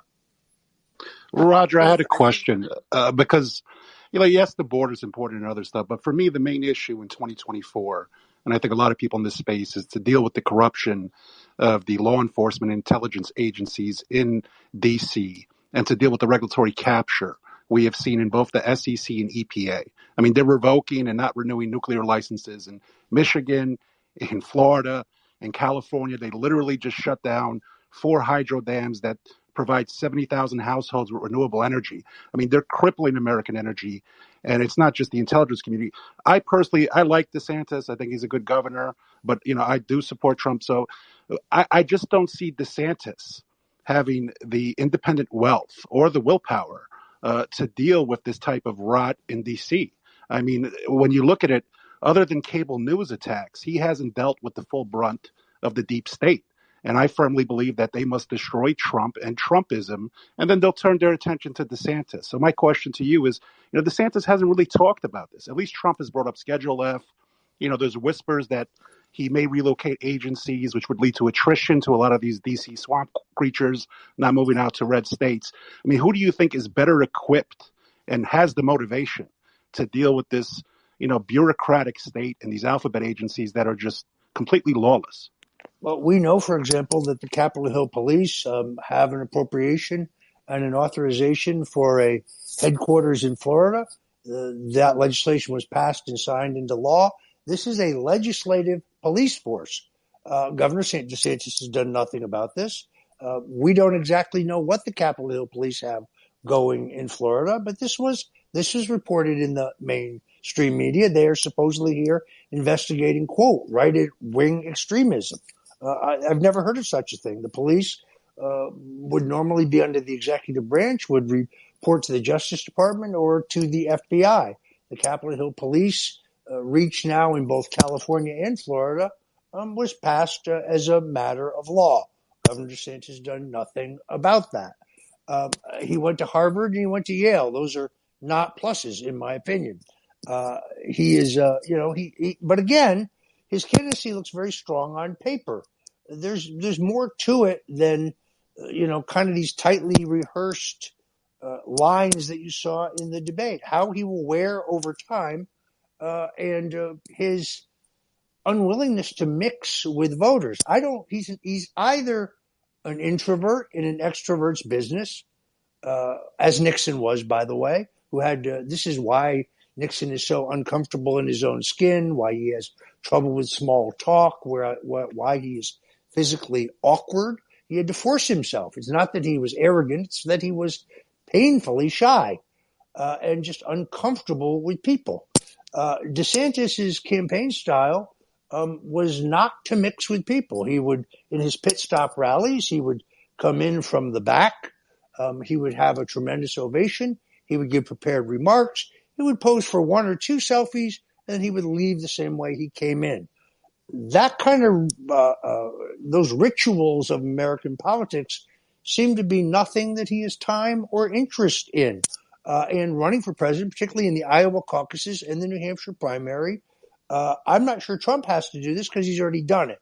Also because the set piece rally is kind of his thing. But DeSantis is going to find that if he runs for president, he's going to get greater scrutiny than he's ever gotten. He's gotten no scrutiny whatsoever from the Florida press. And it remains to be seen whether he has the temperament and the people skills and the charisma to be a strong presidential candidate. It's more than the ability to stick to a given line on a given issue. Is there any Hey, chance he would go along to get the similar golden parachutes post office that were given to Clinton and Obama for speaking engagements? I mean, that's another concern I have. He doesn't have independent wealth. He's not talking about corruption in the CIA, the FBI, or these bureaus or agencies. So I'm curious, I mean, from your interactions, do you think, he might do some good things, but not deal with the actual issues in D.C. regarding the agencies? I've not seen him speak out on this issue. I think he is an establishment Republican. I don't know that he has the fortitude to take on those institutions. Look, I'd like to be wrong, but we just don't know. It is clear that you have a budding scandal here in Jacksonville in this defense contractor who is alleged committed suicide several days ago, was a major donor to DeSantis, was a major donor to the Republican Party. For some reason, he's being investigated by the Jacksonville, or I guess it's the Duval County Sheriff's Office or the Jacksonville Sheriff's Office. But he had a pass card, a fast card, an access card, an all access card for the Sheriff's Department that he used right up until the middle of November. He rented his apartment to Ron DeSantis when he was a congressman. It is reported that when DeSantis was elected governor and moved to the governor's mansion, that this gentleman rented DeSantis's home. This is a story and still in development. The governor put out a warm statement about his death, but it is reported that he was under investigation for sexual misconduct. We don't know what that means. You can read about it in Politico. You can read about it in the UK Daily Mail. Everything I've just said. Sexual misconduct with a minor, I'll say. So I think that's an important part to mention. Sexual misconduct with a minor. I've not seen that, so I don't know that I don't know that. But again, 2 years is a lifetime in politics. We are now handicapping a race that is 2 years away. I think the president got into this campaign very early. Sustaining a presidential campaign for 2 years for anyone, challenger or former president, is going to be extremely difficult. You've got to keep people interesting. What Nixon once said to me is the only thing worse in politics than being wrong is being boring. If you bore the voters, they will go looking elsewhere for someone who isn't boring. And therefore, you have a tremendous pressure on you to remain interesting, to show motion. Politics is motion, and the perception that your campaign is moving, gaining steam, gathering support, that perception is very, very important. You can't just announce your candidacy and then do nothing. Now, we do have a holiday in here, which buys Trump some time, but he's going to have to move things into high gear in January because he's chosen to get in very early. This rhythm is not necessarily up to him. Hey, Roger, how likely is it that the Democrats are going to manage to prevent Trump from running again by legal means? Let's say the Gen 6 investigation of the House gets submitted to the DOJ with a recommendation to indict him. How big do you think the risk is that Trump will be eliminated by, DOJ actions? I have seen a legal theory that violation of a post-Civil War law related to the 14th Amendment would prohibit him from running for president. Other than that, being charged with any other crime, I think doesn't prohibit you from being a candidate for president. I'm just not knowledgeable enough regarding the documents case. Now that his Twitter page is unfrozen, you can see that he specifically on January 6th opposes violence and lawlessness, calls on people to stand down, not to break the law. I've saw a one-sided proceeding in Washington, the January 6 hearings. I can tell you firsthand the two allegations to me by a woman named Cassidy Hutchinson are completely false. The assertion that President Trump told Mark Meadows to call me and to call General Flynn on the afternoon or evening of January 5th to find out what was going to happen on January 6th is categorically and completely false. I've never spoken to Mark Meadows on the phone. I've never communicated with him directly. I met him once in a green room at Fox back when he was a congressman. That is the only time I've had any interaction with him at all. So she perjured herself. That is false. She goes on to say that there was a war room in the Willard Hotel. Well, if that's true, I don't know it. I was not in any war room, and I have no knowledge of any war room. To their credit, the Washington Post has accurately reported that. But that he, Meadows, was supposed to go to a meeting in this war room with others, and that he, instead of going, he later called Flynn and I for a briefing. Well, there is no such war room. There is no such meeting. There is no such briefing. And I know nothing about any of this. But it was all presented to the American people on national television as if it was factual. It is not factual. I still have not seen a January 6th. I'm not aware of any January 6th related crime by Donald Trump. I watched the clips from a documentary maker that were played at the January 6th hearings in Congress. They seem to suggest that the January 6th events were your idea. Can you explain what happened? Yeah, categorically false. First of all, I don't think they say that at all. One of those videos they use a manipulated soundtrack. No place do you see me saying the words attributed to me. CNN showed an entirely different version of that video.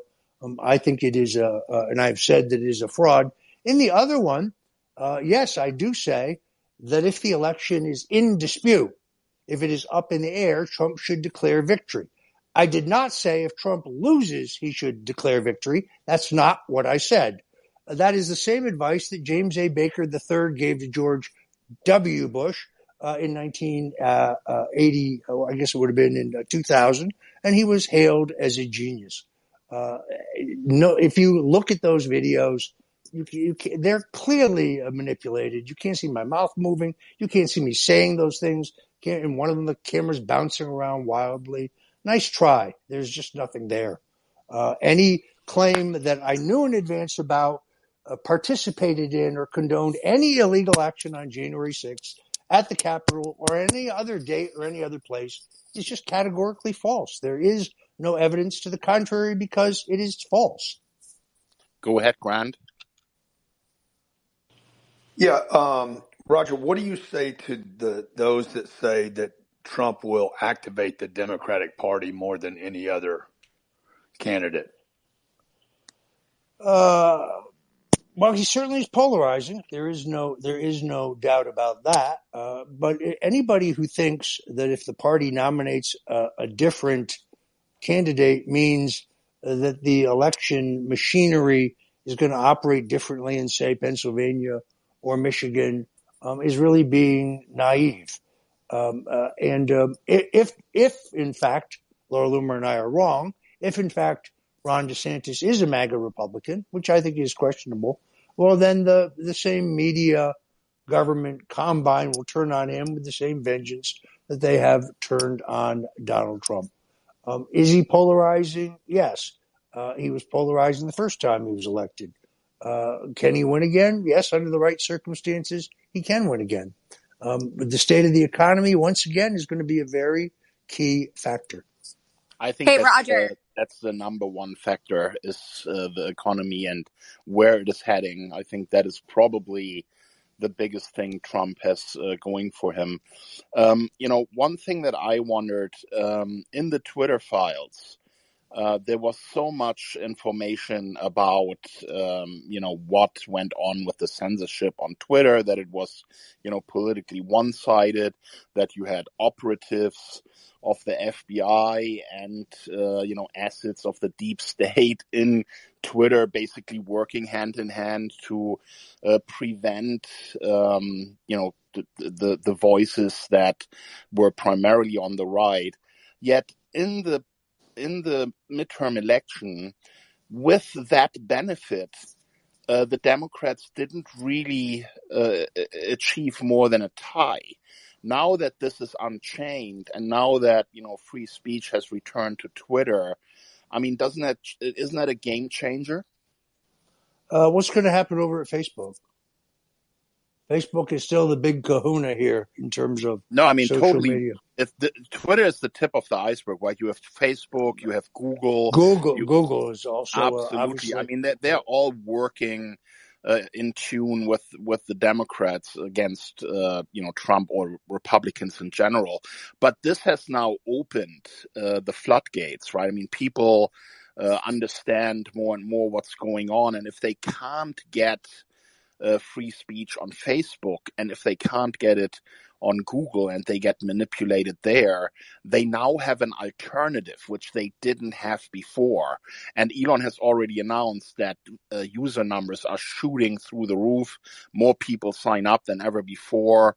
So, this could be a game changer, no? It very definitely is. This is why my hat is off to Elon Musk, who proves to be everything he said he was.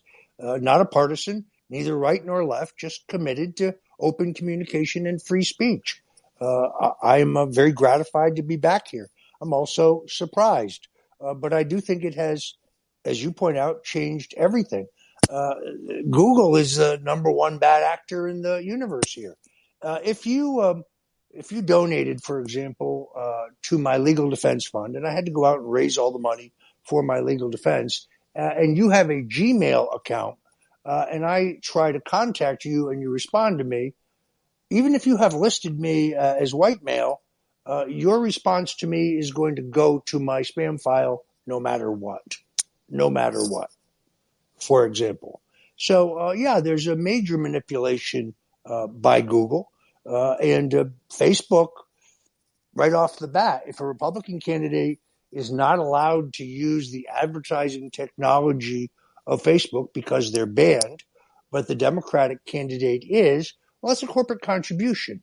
That's a case that the National Republican Congressional Committee should have taken to court 2 cycles ago, but they have not done so. The technology on Facebook in terms of ability to target certain subsets of people within a certain geography is really quite remarkable and quite effective, but in many cases it's not available to Republicans. That is something that has to be addressed. But yes, I think Elon Musk has busted this whole thing wide open, and it is a new day. Well, the next thing that's going to happen, of course, is that this is going to be investigated in the House, right? I mean, all the data that is now available about this collusion, there's no question that they're going to subpoena the heads of Google and Facebook and everybody to come and answer questions if they have similar manipulation and censorship tools.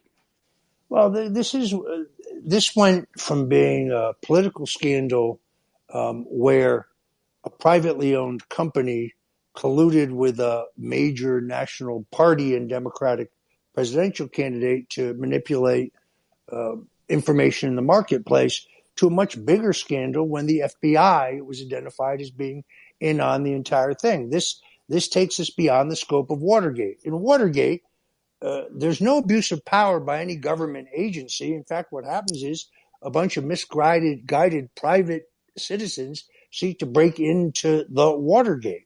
The FBI didn't break into the Watergate. The CIA didn't break into the Watergate, although we now know, based on declassified documents released several months ago, they certainly knew it was going to happen in advance. They certainly monitored it closely, and the Watergate special prosecutors knew that. But that information was kept out of the Senate Watergate Final Committee and was never reported on by the Washington Post. How about that? So you now have taken this to another realm with Elon Musk's latest revelations about the FBI going to Twitter in advance saying, there's going to be a data dump regarding Hunter Biden is most likely coming from the Russians. It's disinformation. Now this is an abuse of power scandal. Will the House Republicans investigate this? Will they subpoena all these people? I don't really know the answer to that. They should. We want them to, but it remains to be seen. It really does. Well, Roger, for those who don't know, and Kim, to answer your question, and it goes along with what Roger was saying about last election season and all of this big tech election interference. Roger was actually an advisor to me on my congressional campaign. And when I ran for Congress, I was the first deplatformed candidate in United States history, which means we were the first campaign denied access to social media.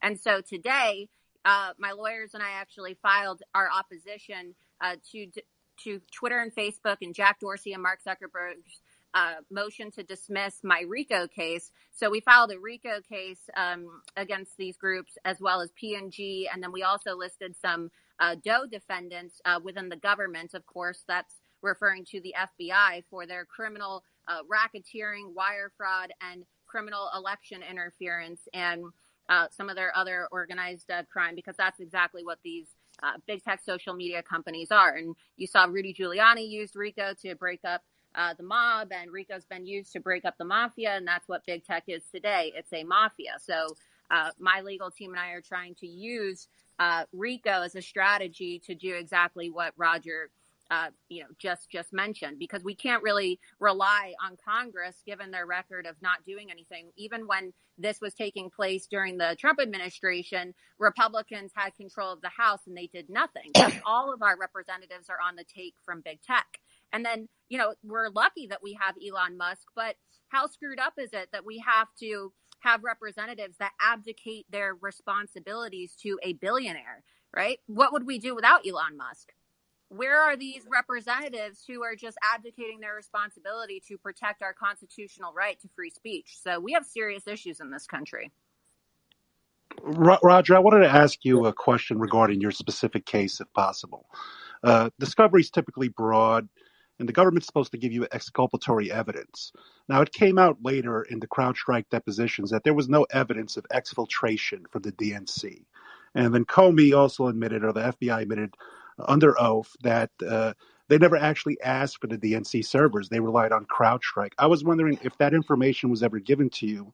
And just a follow-up question to that, in regards to General Flynn, later came out that Covington, where Attorney General Holder was at, basically forced them into the plea deal, and the FBI and DOJ used hardball tactics in regards to threatening to basically imprison his son if he didn't agree to the charges. So I was just curious if that exculpatory evidence was ever provided to you, or if the DOJ and FBI tried to use these hardball tactics to force you into a plea deal that admitting to something you never did. My lawyers asked for the CrowdStrike's report for use in my defense, and it was denied to us by the judge. We were not allowed to see it. At the time, the testimony of Sean Henry before the House Intelligence Committee, in which he admitted that the CrowdStrike's report contained no proof of an online hack of the DNC by Russian intelligence, was classified, and we did not have access to it. We specifically asked for all of Special Counsel Mueller's report regarding me. The judge ruled, and the government was opposed to our having any of it. We asked that we have all of it. The judge ruled that she would review it and decide what sections we could have. She did not give us the section that was released by court order on November 3rd of 2020, in which Mueller himself could not sugarcoat the fact that he had found, quote, no factual evidence, close quote, of Russian collusion, WikiLeaks collaboration, or my involvement in the phishing or publication of John Podesta's emails. This was withheld from us at trial, as was the CrowdStrike's report. Remember, the underlying predicate of the charges against me was that the DNC had been the subject of a Russian intelligence hack. And in fact, my case was tried before Judge Berman because the government argued that it was related to the case of the alleged Russian hacking of the DNC, a case that has never gone to trial, a case that has never even had discovery. But the government did promise that at my trial, they would introduce evidence against me gleaned from search warrants in that case, which, of course, they never did because there never was any such evidence. In the case of General Flynn, I believe everything you just said is true. I think that Flynn's lawyers fleeced him for $6 million or more, essentially bankrupted him, and worked with prosecutors to persuade him to plead guilty to a crime he did not commit. We were essentially standing trial in the same courthouse at the same time. As I said at the beginning of this, you cannot lie about Russian collusion that didn't happen. The idea that I lied under oath to violate the False Statements Act, your statement has to be material, it has to be willful. There was nothing to hide. The claim that I was an intermediary between WikiLeaks, the Russians, and the Trump campaign is categorically false. The government didn't even make that claim. They didn't make that charge. In fact, they said in the beginning that they didn't have to prove that there was any Russian collusion to prove that I lied. Well, then the lie had to be material to cover up what crime? It doesn't even make sense. But the real reason, as I have established, that I was charged was to pressure me into testifying falsely against Donald Trump. I was arrested in January. In July of that year, 2019, a proposal was made to my attorneys that if I would claim that some 29 cell phone calls between candidate Trump and myself in 2016 pertained to WikiLeaks and the Russians and so on, that they would argue for leniency in my sentencing. I'd already passed 3 polygraph tests to the contrary. It wasn't true. I declined to say that. And it's why in the end they attempted in their sentencing memo to send me to prison for 7 to 9 years, in many cases giving me additional time for crimes in which I hadn't even been charged and hadn't been convicted of. The sentencing memo specifically cites my involvement in foreign interference in our election. Wasn't charged with that. There was no evidence of that. So I'm writing a book on this. It is a long, convoluted story. But remember, I was unconstitutionally gagged. And only after my conviction did we learn that the jury forewoman, who said during jury selection that she didn't know who I was, had been attacking both me and Donald Trump on both Twitter and Facebook in 2019, the year prior to her being selected as a juror, but had kept those comments in a private setting. The journalist Mike Cernovich is the person who found and reported that. My lawyers moved for a new trial on that basis, and the judge ultimately ruled that that was not evidence of bias. The fact that the jury forewoman had said on Facebook that all of Donald Trump's supporters are racists, for example, was not evidence of bias. I think that it was those outrageous actions that came to the attention of the president, and it is why I ultimately received an unconditional pardon. The claim by some that there was some corrupt bargain in which I agreed to remain silent about some unspecified wrongdoing by Donald Trump in return for a pardon is a lie, a vile lie for which there is no evidence or proof. You do have the testimony of Michael Cohen, who is trying to get a lighter sentence, and Rick Gates trying to get a lighter sentence. But they changed their testimony several times. It is entirely inaccurate and false. Hey, Roger. Man, you've actually made me a little more hopeful about Trump tonight. So we'll see what happens. You campaigned for Nixon, Reagan, Kemp, Dole, Bush. Like, what is the dirtiest, nastiest thing you've ever seen in politics? And then I got one other question. That's easy. It is Russiagate. It is the use of the full authority of the U.S. government and the extraordinary capability of our intelligence agencies utilizing what they knew was fabricated evidence, the Steele dossier and the CrowdStrike's report, as the rationale to get a FISA warrant to spy on Donald Trump and his campaign and to empower a special counsel to remove a duly elected president. That makes Watergate look like small potatoes. That is the single greatest political dirty trick in American history.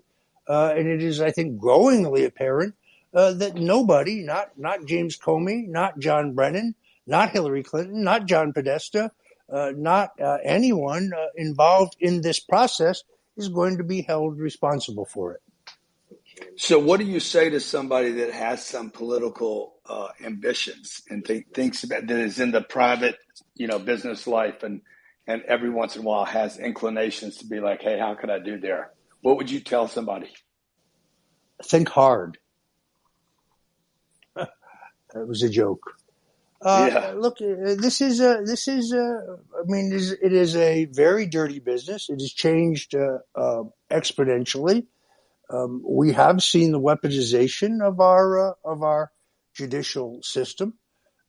It's not when you have the full weight of the federal government against you. It's very rare that you will survive. I thank Jesus Christ every day for the fact that I'm alive and healthy. As some of you may or may not know, almost immediately upon my being pardoned, we learned that my wife was diagnosed with very aggressive stage 4 cancer, which I think is triggered by stress, the stress of being hounded for 2.5 years straight. And I'm happy to say, through the healing power of Christ, today she is cancer-free, and we are both healthy. Are we struggling financially? Yes. Censorship has not helped.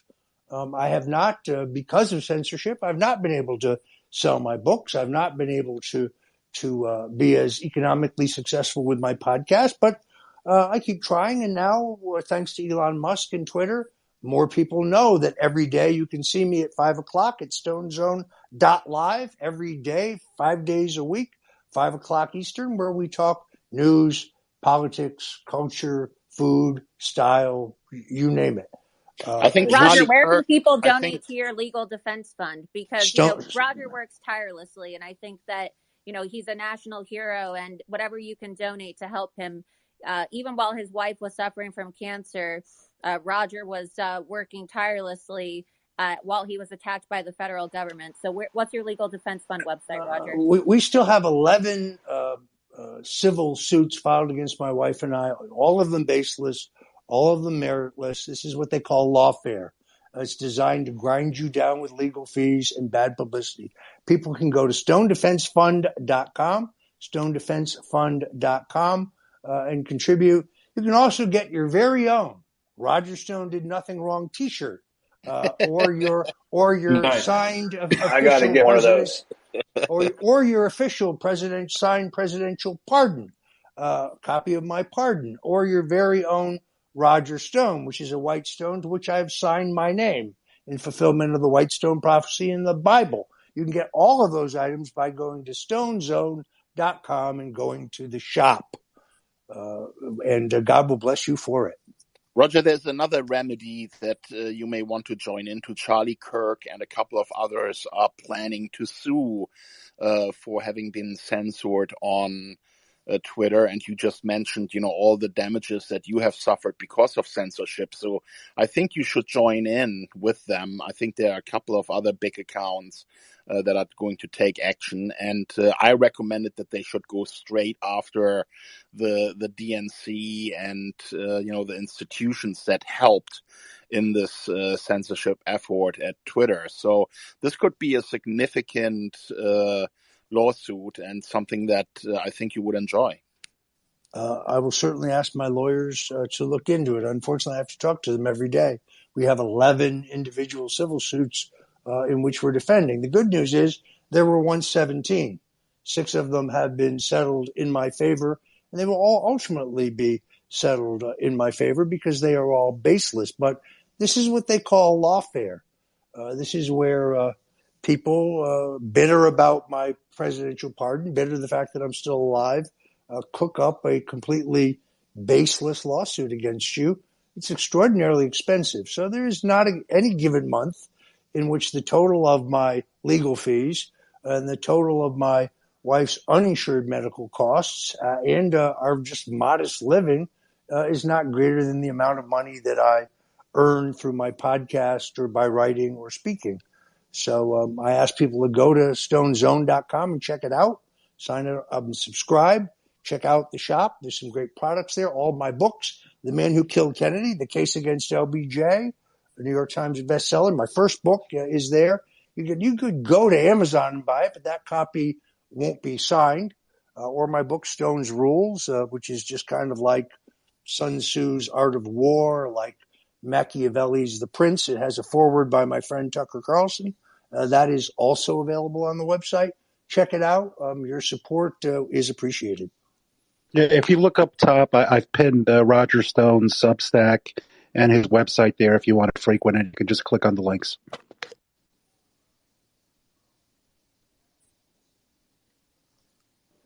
Should I just go ahead? Sure.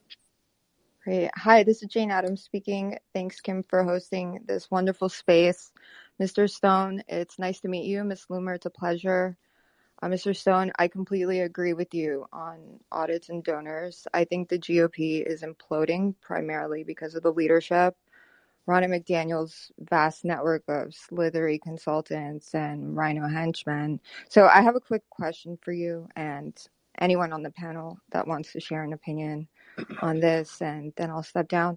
So now that transparency is a growing concern for voters, do you think the GOP will embrace that call for transparency and take accountability and basically recalibrate, or do you think they'll wait for the hype to settle down and continue business as usual? Thanks. First of all, it is important to note that Ronna Romney McDaniel, as I like to call her, is the first Republican national chairman in the history of the party to remain in office after the loss of a presidential contest. Never in the history of the party has a national chairperson remained in office after losing the White House. And she serves essentially only because she conned Donald Trump into supporting her reelection. When he complained to her in the aftermath of the 2020 election that the National Committee was not doing enough to support the audit, for example, in Maricopa County in Arizona, or any of the efforts to examine the results of the election, she explained that she couldn't do that because party donors thought she was a lame duck, and therefore they wouldn't give to the party because they didn't think that she would be there. But if he would support her for another term, she would be able to raise that money. He supported her for another term. She raised an additional $93 million, not a penny of which I believe went into any effort to examine the results of the 2020 election. The Maricopa County audit was paid for privately with funds raised by General Flynn and others. This is also true in other states where audits took place.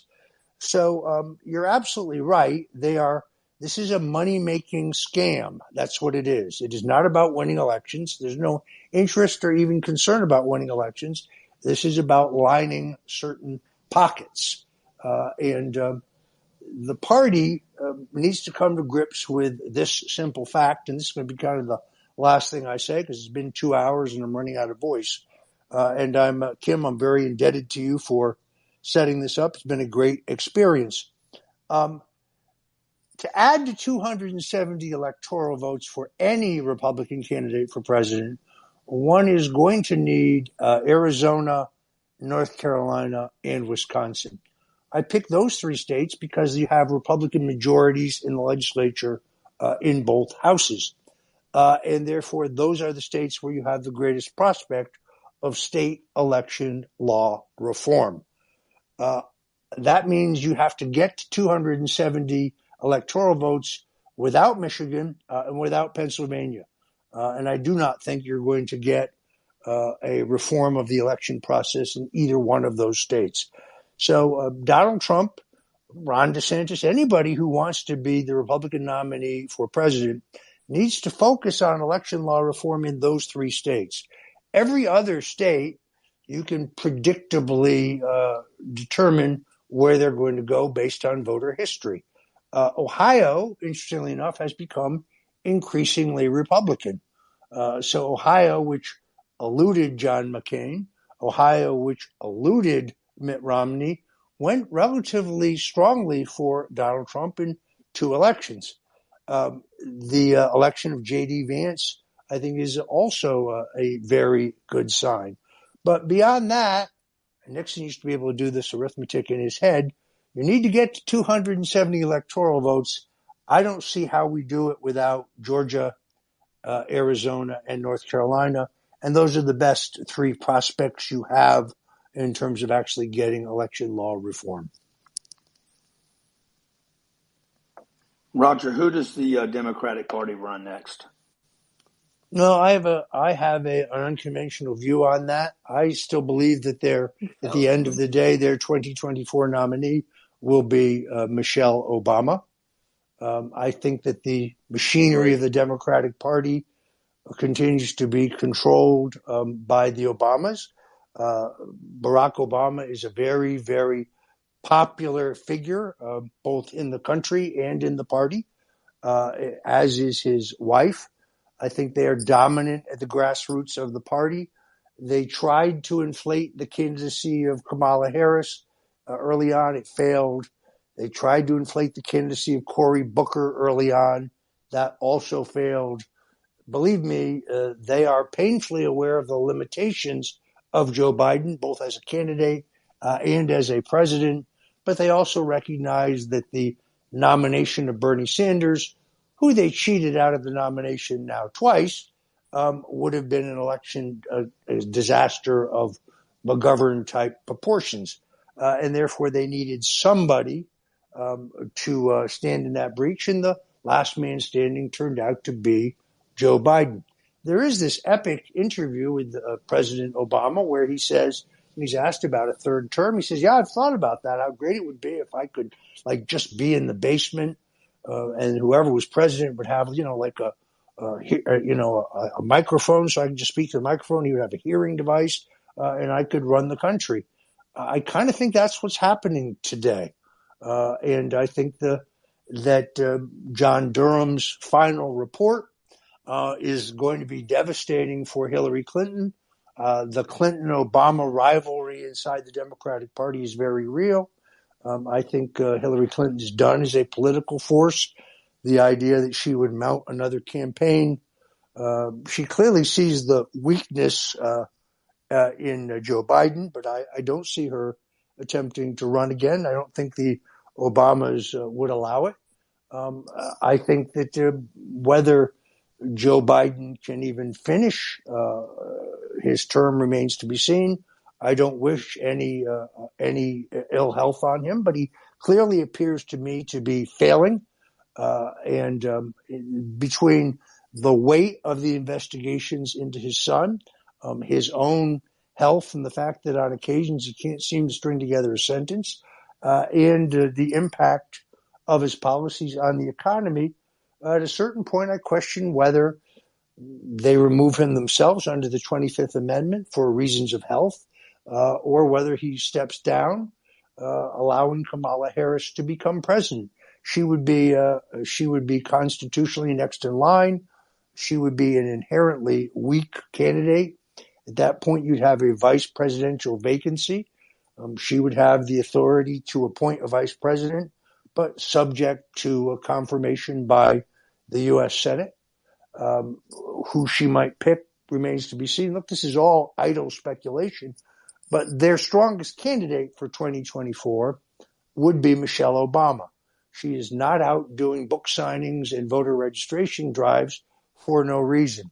There's a great new book entitled Michelle Obama 2024, also a companion documentary called Michelle Obama 2024, both by Joel Gilbert, who's a very able writer and a filmmaker.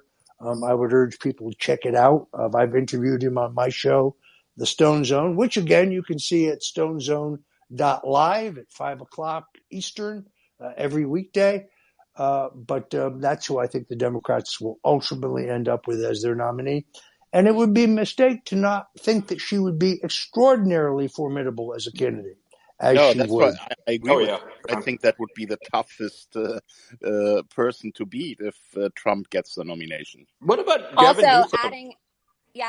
adding validation to your theory, Roger. I don't know if you saw in the Twitter files, the fifth dump that Bari Weiss published on her feed the other day, they were talking about how the deplatforming of President Donald Trump was urged at the request of the Obamas, specifically Michelle Obama. So it just further validates, your claim that the Obamas are kind of running the country. It's a shadow government in the background. I mean, you just have to look at this interesting meeting that they had at the White House where Obama came to speak and Biden was there and all the Democrats were flying around the Obamas and Biden was left alone in a corner somewhere. I mean, if that's not indication enough for who's running things, then I don't know what is. Well, he's in Delaware almost every week. He's barely at the White House. I mean, they won't even classify who Biden is meeting with. They won't provide public data on this. So, this is the public president of the United States, and we don't know who he's meeting with in his Delaware home almost on a weekly basis. And they've also been caught with CGI simulations too. I mean, I know that sounds really kooky, and it's not a conspiracy theory. And they were caught building out a set to make it look like the White House. I don't know if you recall this, but it caused quite a social media frenzy a couple months ago. And then people were wondering if they were doing that in his own home since he was spending so much time in Delaware as opposed to the White House. Anyway, on that note, let me thank everybody for tuning in. I thank Kim again for setting this up. I very much appreciate this. It's been a great experience. It doesn't always work out this way, but this has been terrific, and I thank anybody who tuned in for this session. With that, I'm going to have a extremely dry martini, and then I'm going to bed. Well, thank you for your time, Roger. We appreciate it. Thank you. Thank you, Roger. It's good stuff. Hey, Ian. Go extremely dry, Roger. Hey, Ian, while this is still going for a second, I kind of wanted to just raise this question.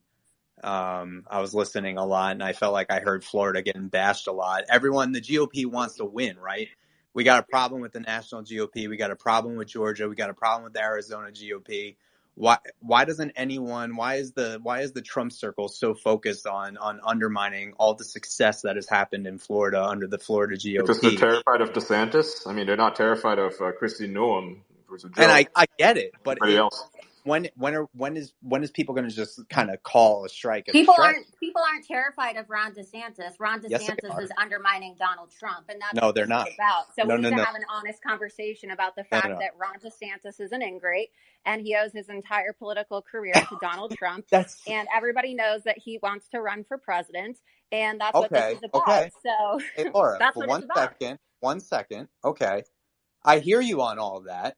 But you can't argue fact. And the fact is the Republican Party of Florida has led the way. And now Laura, Roger, and many others are undermining all of that. But then they tell me that they want to win. What do you want to do? Do you want to go look to the... We're not undermining anything. I think Roger, with all due respect, I think Roger, has a lot more political experience given the fact that, he is the person who got President Donald Trump elected as president. I think he knows what he's doing a lot more than you. So, I don't think that you are. Hold on. And it's really funny. It's really funny that you said this when Roger Stone left. I noticed that you didn't have the balls to say this. You didn't have the balls to say this when Roger was in the room. Why is that? You waited till Roger left the room. You certainly wouldn't have said this while Roger was in the room. But let's be fair. Listen, Brendan, I'm going to say one thing because I'm not as extreme on this as Laura is.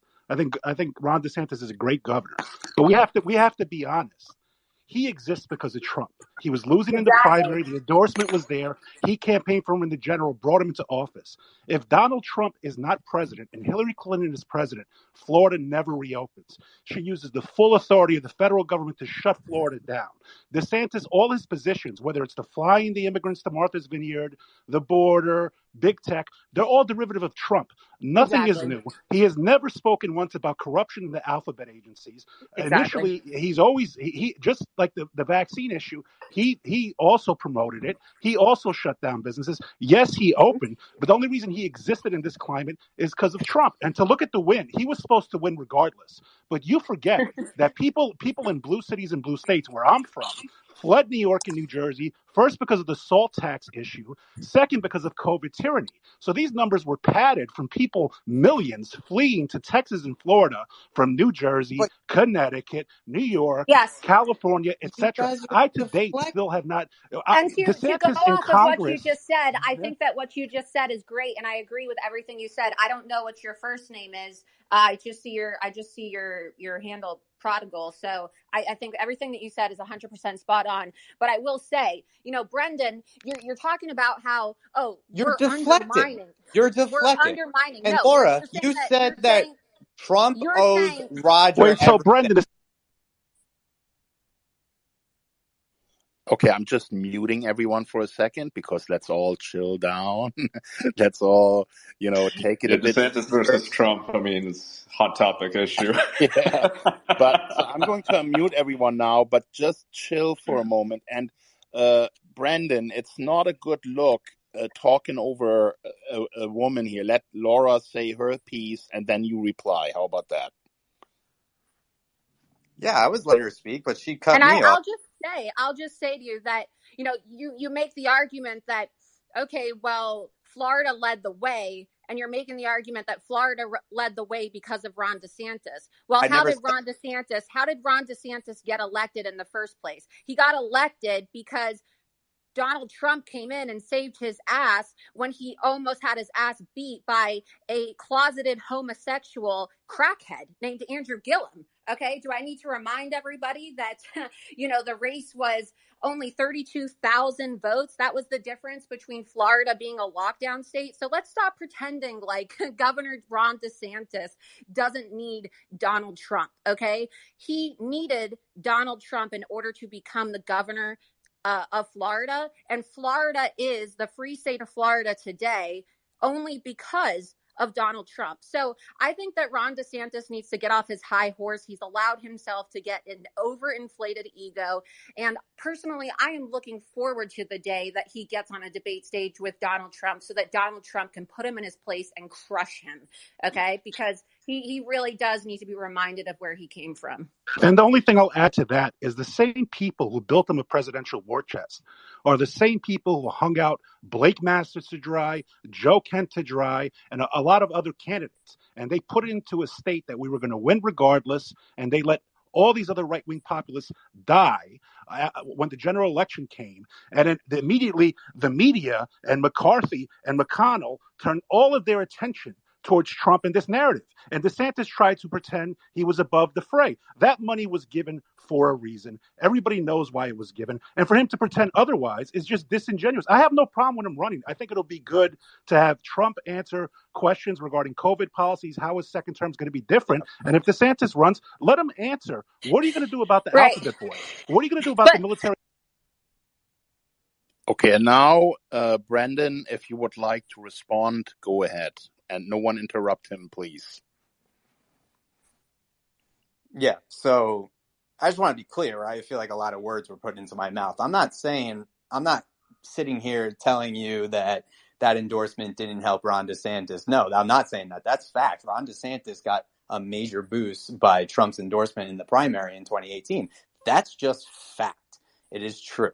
But to sit here and discredit what the Republican Party of Florida and what Governor Ron DeSantis has done these past couple of years, you got a net gain of 500,000 Republican registered voters over Democrats to take the lead. And listen, like, I'm just saying, I want to win.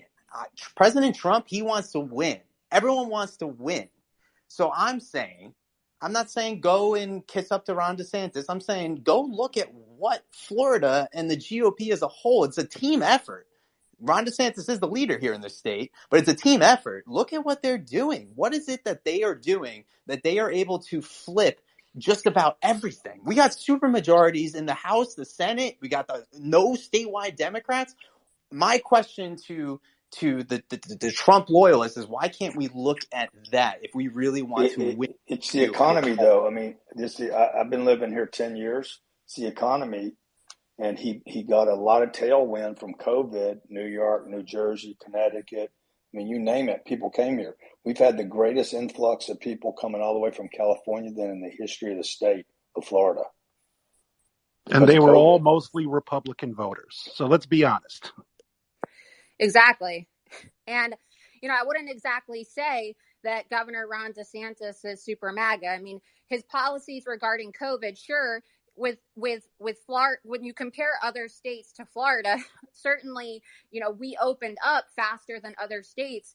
But I would say that Governor Ron DeSantis is a bit of a showboater. I mean, when you look at what he says publicly about his COVID policies, let's take a look. He said that he wasn't going to purchase the vaccinations for children in the state of Florida. And then he did this whole thing, and you'll know this, Brendan, because you have, what is the name of your media company here in the state of Florida? You have a media company, and you're always at his press conferences. And you'll probably remember when he said, "I'm so proud to be the only governor in the entire country that is saying no to the pharmaceutical companies to order these vaccines for COVID for children." And then he sat back and he soaked up all the good press. And then a few days later, what did he do? He quietly ordered all those vaccines for children to get the COVID vaccine, just like he did with his little tech bill, right? I would know because I was the only deplatformed candidate. You know how humiliating that was to be the only candidate in the nation banned on all social media, denied access, while Ron DeSantis went on Tucker Carlson and lied through his teeth like a liar, telling everybody that big tech social media companies were going to be punished financially. I mean, the guy is not who he says he is. His biggest donor is Ken Griffin, who was just quoted in Politico a few weeks ago saying that he owns Ron DeSantis. Look it up. You'll see it. He owns Ron DeSantis and that he purchased Ron DeSantis for the sake of eliminating Trumpism from the Republican Party and realigning the GOP with multinational corporate interests. That's what Ron DeSantis represents. So, yeah, I don't support Ron DeSantis. I voted for him for governor, and I participated in the recount, and Rush Limbaugh, before he passed away, rest in peace, credited my investigation when I discovered the box of ballots in the back of the rental car at the Fort Lauderdale airport with saving his election. I'm not going to vote for Charlie Crist, obviously, because I'm not a communist. But do I like Ron DeSantis? No. Do I think he has integrity? Absolutely not. And I will not be supporting him if he runs against Donald Trump. And I would just ask for people to actually look at his record as opposed to his bloviation during his press conferences. And I say that as a Floridian and a two-time congressional candidate who has been totally screwed over by Ron DeSantis. And his silence while my campaign was silenced by big tech. Listen, there's a democratic process here. Ron DeSantis is not a dictator. He can't just sit here and wave a magic wand and hold everyone accountable. A bill was drafted.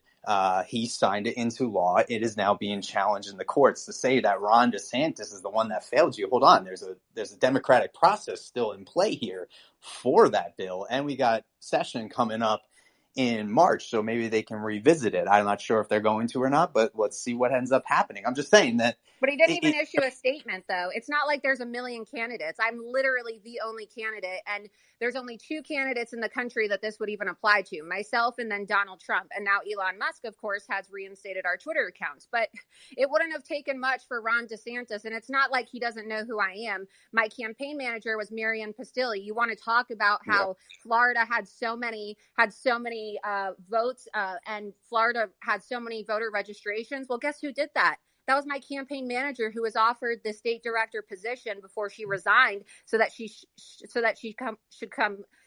could come work on my campaign. Sorry, I'm out of breath and need some water. Because you can't work on a campaign while also working for the Republican Party of Florida. So I don't need to be dictated. I'm not, trying to attack you, but I certainly don't need to be lectured about the Republican Party of Florida in the process. I wouldn't exactly say that the executives at the Republican Party of Florida, who are known for treating their staffers like total shit, are the people getting the job done. No, it's the field staff who are actually the people getting the job done. And everybody who works at the RPOF knows exactly what I'm talking about. It's why they have such a large turnover rate. Yeah, the only thing I'll add to that is that, Scott Pressler, how much time did he spend in Florida? And the same people we're trying to show, sold out the populace in midterms, she hasn't even reached out to him, right? So to say, to place all success solely on the attributes of DeSantis, let's remember when he was in Congress, he wanted to stay in Afghanistan. He voted for TPP. In that provision, It would have allowed the executive unilaterally to expand immigration without Congress's authority. So, like, That's there actually are true. His serious congressional questions. record kind of sucks. My last point here is the reason why some of us are angry is because I've seen a concerted effort from the same people who sabotage Trump's first term to get the former president of the United States not even to run. The same money backing a different candidate, trying to split the base, trying to do whatever else. He's free to run. But let's not lie that as soon as midterms were done, there was a concerted push basically to say, Trump, you shouldn't even run. You don't deserve to run. It should be left to the voters. If DeSantis wants to enter the primary, so be it. Let the best man win. Listen, to be absolutely clear, I love the fact that Trump is running. I was at his announcement at Mar-a-Lago. I'm excited for him. And I agree with you, Project Gold. It's like, let the voters decide. And I'm not Do you sitting here endorse saying, him, though? Do you endorse him over I'm DeSantis? a reporter. I don't endorse anyone. That's I'm like a not, reporter, too. I'm an investigative reporter, and I fully endorse Donald Trump well, over Ron DeSantis. that's on you. For me, I'm just not going to endorse. It's like, let the best man win. I think we are very blessed as a party to have such great candidates in both those men. But my point being, and yeah, if Project, I would encourage you to follow my news outlet, Florida's Voice. We've credited Scott Presler up and down. That guy is magic. That guy is the epitome of what the GOP party should be. Get out to vote and get the registration. And fact is fact. Here in Florida, they did that. That's my only point. I'm not saying Ron DeSantis. I'm not saying the executives of the GOP. I'm just saying here in Florida, we got a lot of good GOP clubs. We got a lot of great volunteers, people who are motivated, and they got the people out to vote, and they flipped voter registrations. 500,000 net gain in the last 4 years. Yeah, I know some of those people. Yeah, they're good people. They do a Yeah, lot of work. They don't go online, They do a lot of just grassroots stuff. Yeah. They volunteer their time, and Scott is literally like is the voice of those people. And I'm just saying, that's happening here in Florida. I want to replicate that everywhere without undermining that great cause. Because my final point, and I'm done. I got all my points out, is when everyone is just completely on the offense of Governor Ron DeSantis in Florida, it undermines the hard work of those individuals. That's my final point. Well, I would say that you can be critical of Ron DeSantis and also get voter turnout. I'm very critical of Ron DeSantis, and I had the highest voter turnout out of any county in the state of Florida. I won the Villages and Sumter County, which was in District 11. My campaign volunteers and my staff that worked 18-hour shifts with me in the hot Florida sun, grassroots work that you're talking about. We had the largest voter turnout out of any county in Central Florida. So I certainly know exactly what you're talking about, but two things can be true at the exact same time. Laura, I wish you'd won, just to wipe the smug grin off of those well, I did win. I did win, but that's the thing, right? I thought Ron DeSantis had an election crime unit. I thought that he actually wanted to take voter fraud seriously, right? I thought he wanted to take election interference seriously. When you look at the fact that my election was only less than 6,000 votes, that was the difference, right? Less than 6,000 votes. And I ran against a practical dementia patient. And the only Republican who skipped the vote on the January 6th committee, Daniel Webster, and one of the only Republicans who skipped the vote on the second impeachment of President Donald Trump and voted to send $40 billion to Ukraine, right? A total rhino. It really kind of just makes you wonder why Ron DeSantis, when you're talking about Republican clubs, the Villagers for Trump is the largest Republican club in the state of Florida, but you probably know that, Brendan. So the fact of the matter is they passed an entire resolution at Villagers for Trump contesting my election, saying that they believe that my election was stolen. And they sent it to Governor Ron DeSantis' office, asking him in his election crime office that he constantly talks about to investigate the fraud in my election. And he refused to do it, just like he refused to investigate the fact that I was the only candidate denied equal access to have campaign social media accounts. So, I'm not just here making false accusations against Ron DeSantis. We have signed affidavits, okay? We have criminal activity from Alan Hayes, a Republican supervisor of elections in the Lake County Supervisor of Elections office, who accepted $200,000 from Mark Zuckerberg, okay, Zuckerbucks,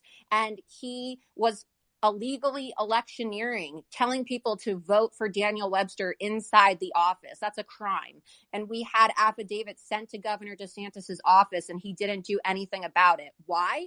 Oh, well, because when he was a member of Congress, who was in the office across the hall from him? Daniel Webster. So I don't want to be told that Governor Ron DeSantis is some upstanding guy when he refuses to address voter fraud that's happening in Republican primaries. He wants to talk about voter fraud that's happening in Orange County. Well, that's funny because Orange County is exactly where my election was stolen. He doesn't want to talk about the voter fraud when it happens in a Republican primary, but he'll talk about it when it happens to the Democrats.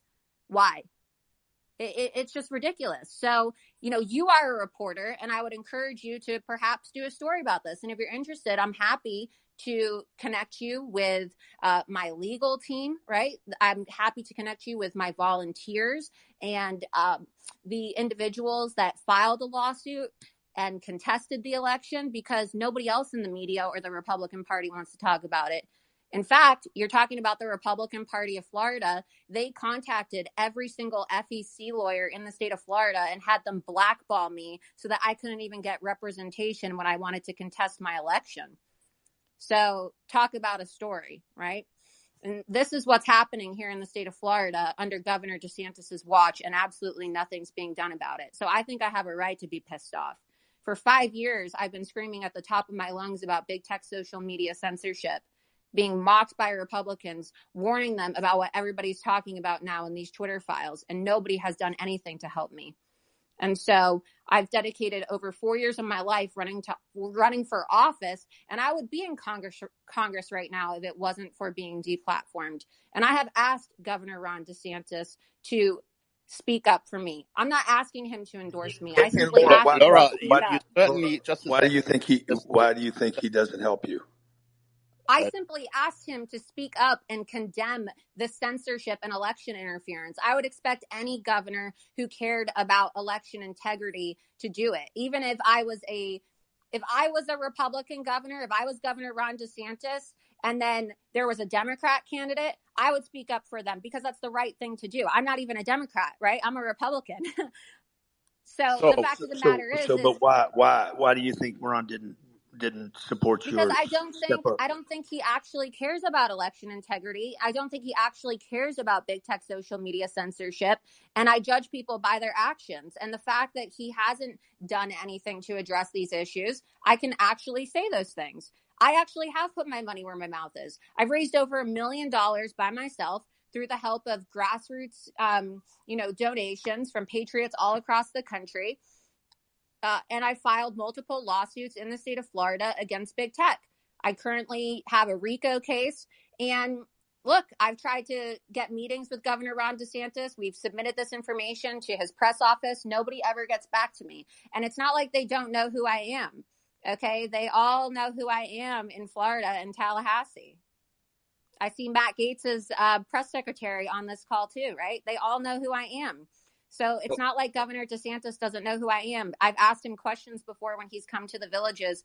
He was in the villages for an event, and I stood up and asked him about whether he was going to divest Twitter stock before Elon Musk had actually purchased Twitter. And then he dodged my question, of course, when I asked him about the fact that, Twitter was disenfranchising voters in Florida by banning my campaign from having access. And he didn't want to answer the question. So we dodged it. Laura, let me say something. By the way, I don't do comms for Ron DeSantis. I do comms for Matt Gaetz. I said Matt Gaetz. I said Matt Gaetz.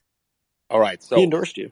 Let me say something. That's not what I said. Laura, I said I see Matt Gaetz as press secretary on here. I was just noting that you work with a Florida politician. Okay. Copy. It should be noted that you are the most censored woman on the internet. Hello? Yeah, of course. Good to see you, Joel. Can you guys still hear me? Yeah, I can hear you. All right, very good. So let me say something.